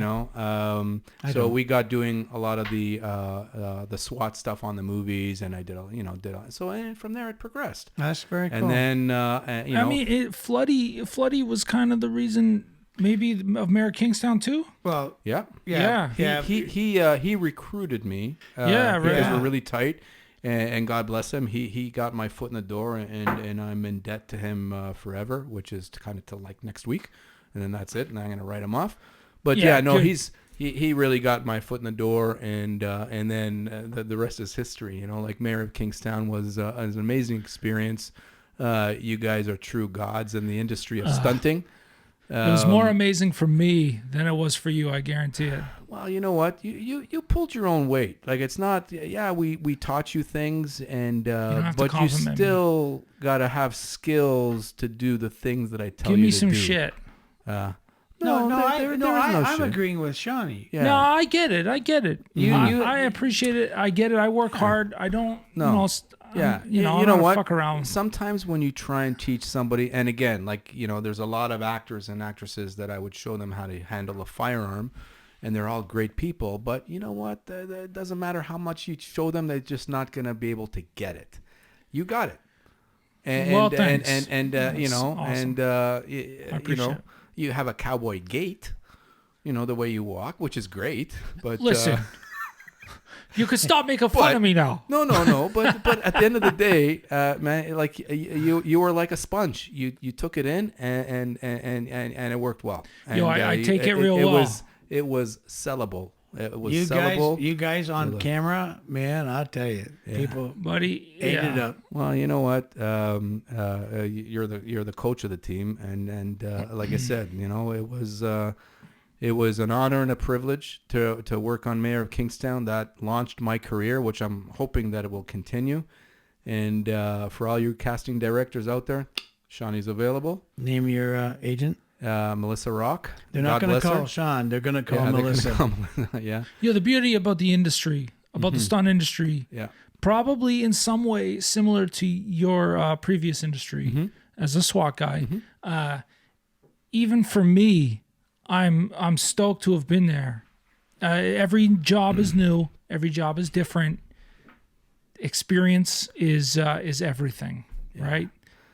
You know what we had on MOK with Mayor of Kingstown as a tactical team, taking a bunch of guys. Well, some of us were experienced tacticians. Hell yeah, man. True brother, Gord Lesby. God bless you, man. I do miss you Shout too. out to Gordy. And man who and should be Casey, Yeah, and Casey. you know, and our trainer Adam. And, Hell yeah, man. But you know, to get a group of guys in that short a time and to make it sellable that we're a tactical fix-it team for that series. Unfortunately, it's a shame because I think, you know, I get it. That's the way the industry works, that they go south of the border. It is. But they lost, in my opinion, they lost the flavor of that SWAT team. And I know they took it out because it's not a big portion of the series, so to speak, for season 2, like tactical but component. If you read comments from the public, Yeah. they love the SWAT team. You know what? Because it was well, we made it. You know, We made it was real, real. That and was right. and that's the one thing in our industry, and you can't replace experience. And yeah, some like you know, stunt guys. God bless you guys. You know, you're amazing. But certain skill sets, it's really hard to replicate. And Without a doubt. when you have guys that are so skilled in that industry, it's sellable, and you can fact check everything that we do on set to a degree, right? You guys move. Yeah. You guys moved together like a unit. For It me, doesn't happen. as a stunt guy who has used guns like a billion times in movies, and then pretended to be a cop Yeah. a million times, and have been in SWAT gear, Yeah. a million times in shows and movies. I have pictures. Without a doubt, what I learned from you, from Adam, more especially being our trainer, and you and Dave and Casey and everybody else, and Gordy. Yeah. Man, it was way beyond stunts. It was beyond the industry. It's taken me to a new level, just even outside the court. Well, you So, can take that in any other type of job that you get and say, hey, I'm the real deal, which you are now. You're the real deal in the movie industry, not in the regular world, but in the movie industry. Hey, you're the real don't deal. tell everybody. Yeah. God. Yeah. Spread the word. No, that's true. Jeez. Yeah. You'll make any movie that has any type of a tactical function sellable. Already have, and I hired you since Yes, guy. to be a cop. Yeah. I'm not even sure if you're like your specialties really played a huge role, but You know what? Funny enough, it was great. Yeah, I auditioned for them again, and it never. I don't think it panned out, but it was funny that you mentioned that. But Another show. yeah, you know what? I'm off to a different route, and hopefully, I'm patient and working on my craft, as actors would say, Love it. and it's gonna happen. You know. Hell yeah. You know, at minimum, I'm hoping for Gemini. I'm not going to stretch too far and go for like Emmy or Emmy, but I'd be. You know what? I just want my name on a chair. We don't have Geminis I anymore. want Like that- my like name that- on a chair. Like that. No, COVID. don't Oh, even no, do no, it. no.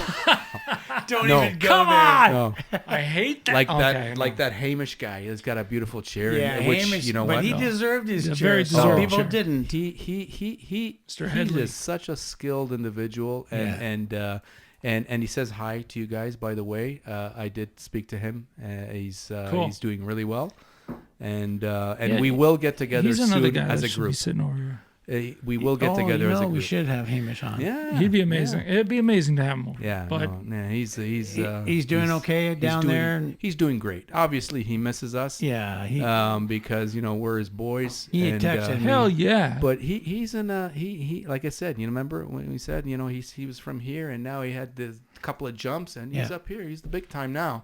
And who knows where his ceiling is, and he's an amazing actor and a brother and a great dude, and I miss him. I miss what we had, and but it is what it is. It's the movie business. Everything comes to a close, but it's the truth in the relationships inside that remain. Right. Before we end this, I think 3 hours that has been going on. It almost got as so Shawnee much- was talking there, it was like a conclusion. Well, it has legitimately been 3 hours. Yeah. And of course we're gonna have Jan as our I mean, this is first. I just want to say that what you're doing for us is insane. To be here and to be the first guest, without a doubt. But I was really hoping that you would just end with a story that you've already told me before.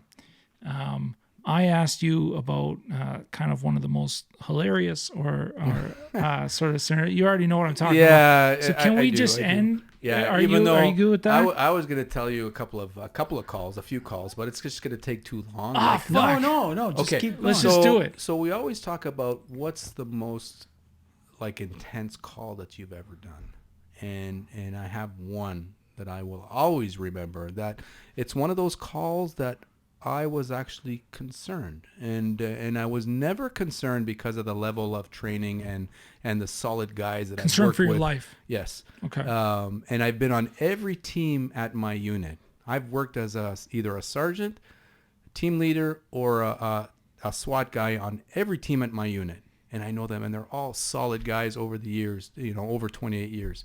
But this one call that comes to mind is in the 9/11, which is a huge.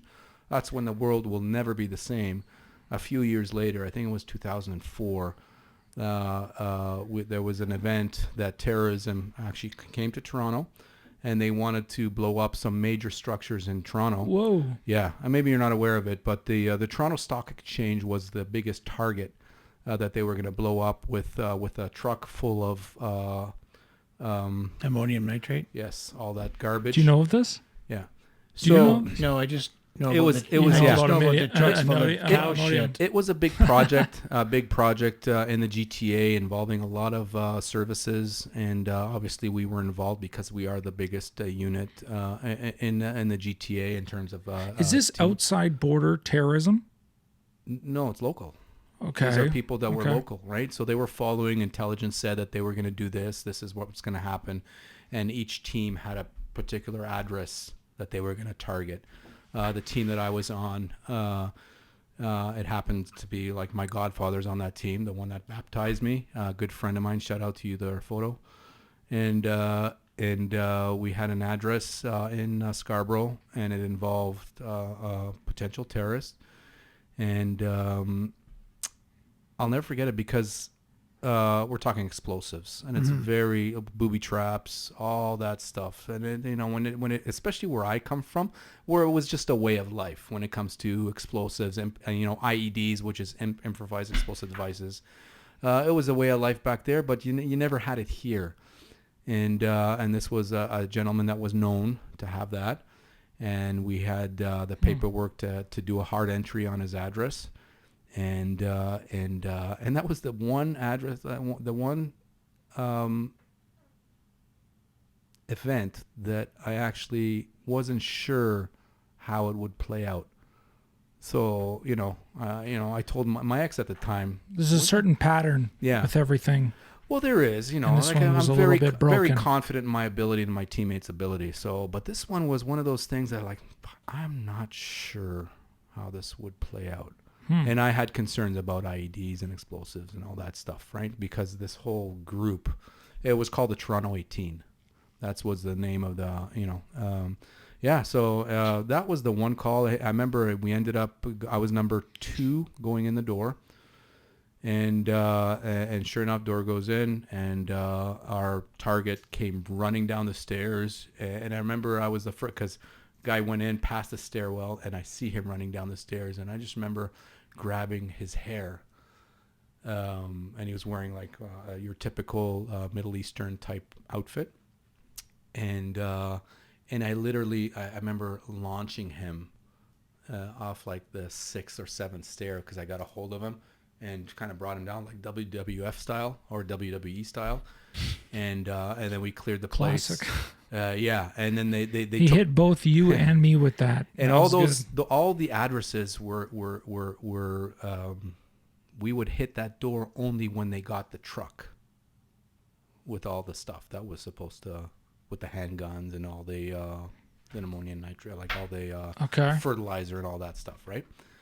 And I'll never forget it. And that was the one call that really made the hair stand on the back of my, like I was concerned, and I ended up with a handful of hair in my hands. Wow, really? Oh yeah, no, I wasn't letting go. But you took these guys down. Oh yeah. I know it was himself, and I think it was his wife was there, and a child, which was, we would treat those with kid gloves. Sure. But he was taken down hard, and and then they all went to court. Some people got convicted. I think it was in Brampton. It ended up going to court.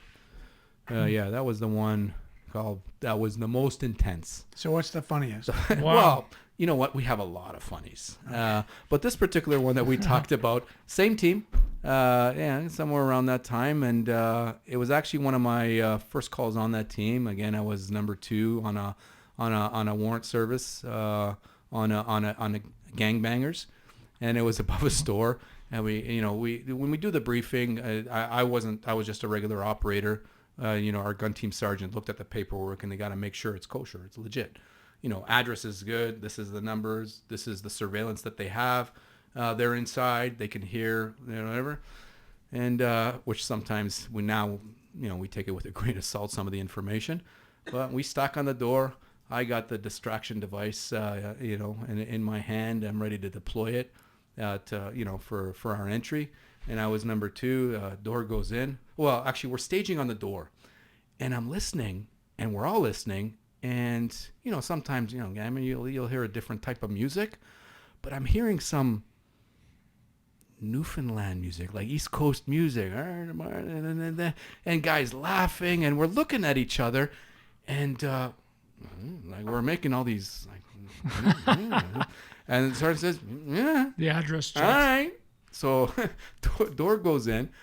I throw the distraction device. There was a wall right in front of the entrance, so it hits the wall, comes back right at my feet. I go like Like a flashbang? Yeah, it's a flashbang, a distraction device. So I'm like, and it happens sometimes. So it's not something that's, we're going to like, okay, Shawnee's, out of the lineup. No, you just like hold your breath, and then in you go. And we went in, and it was just a bunch of guys from Newfoundland on the East Coast.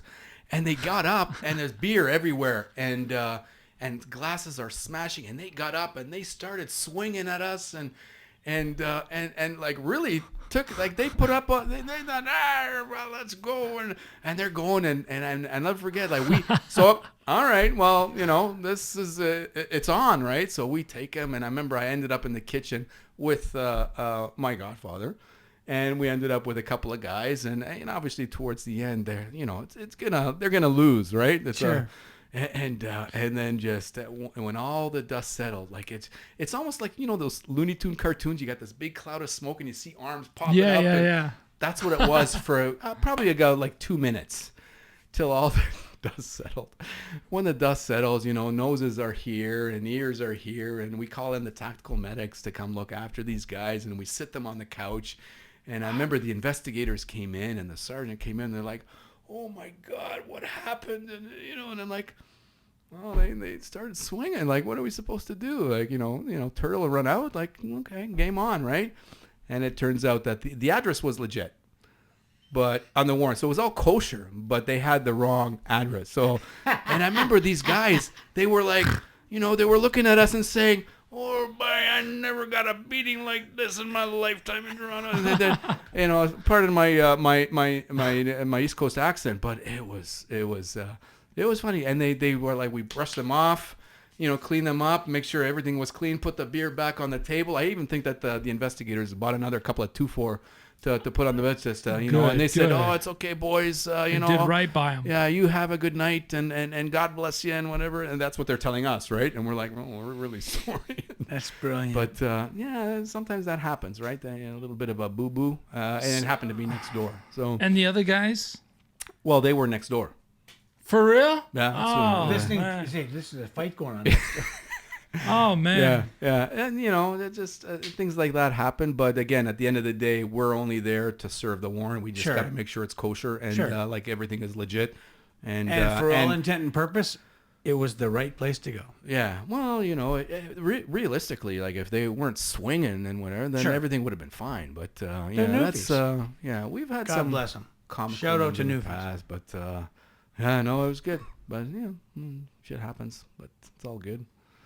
But Well- yes, so yeah, that was the one of the funnies. There's so many weird calls. Well, Shawn, that gives good reason for you to come back and do this again, You know what we assuming can do? this is a success. Yeah, you know what? You know what we can do is maybe do a SWAT call night. So you can bring a couple of guys back that are in the industry, and we can just reminisce Well- about some calls. Well, we could have Gordy in and Floody. Really, all these guys should come and talk. They just should. No, wouldn't it be amazing for to good have reason. them all sitting over there? It would. Oh, fuck, it would be so insane. Yeah. That just means we have to purchase more mics and cameras. Yeah. But that's There's some good you know ones. what? We can Great talk about suggestion, maybe Shawn. next time we 4 can or talk 5 about bottles of that. Yeah, we Yeah. can talk about some of the shootings that happened in the city. There's Yeah. my team was involved in quite a few of them.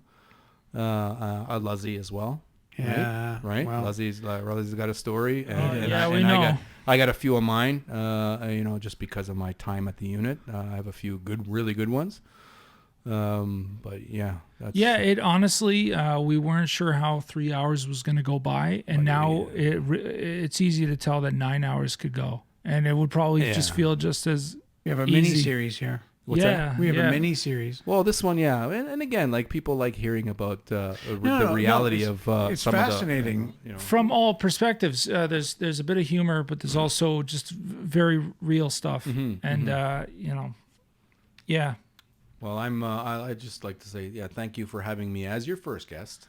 Can I carve my name into the table? That's actually not a bad. Oh my God, that's a great We should Sharpie you in or something. I'm gonna have you Yeah, Sharpie it in. I really, I'm It's a honored. fucking awesome and idea. thanks. Yeah, and really, I'm honored to be the first guest on your podcast, and it will take off, and hopefully we get a good listening crowd, and yeah. And really thank you, because again, you guys, especially you, Randy, you cemented my career. You built the foundation for my career in this industry, in the movie industry, and I'll never forget it. That goes the same for me. to be You honest. are my my W coach and my unicorn. Yeah. Hell yeah. Hell yeah. And Sorry, I'm proud of Catherine. that. I'm so proud of that. Yeah. It's some of the best things. It's some of the best memories of my life. Yeah. Honest to God. Well, we're not done with the No. memories. Yeah, Hell true no. enough. Yeah. Just before we end this thing, I believe it's Blake Lively. Yes. Thank you very much. And she's awesome. She's I a just- really nice person. Yeah, Ryan Reynolds is also awesome. Yeah. Yeah, I worked with Never Ryan met on him. a show. Yeah, it was good. All right. Well, that's it. Shawnee, thank you for coming. My pleasure. Shawn Lawrence. Ladies and gentlemen, Hell yeah. Shawn Lawrence, ladies and gentlemen.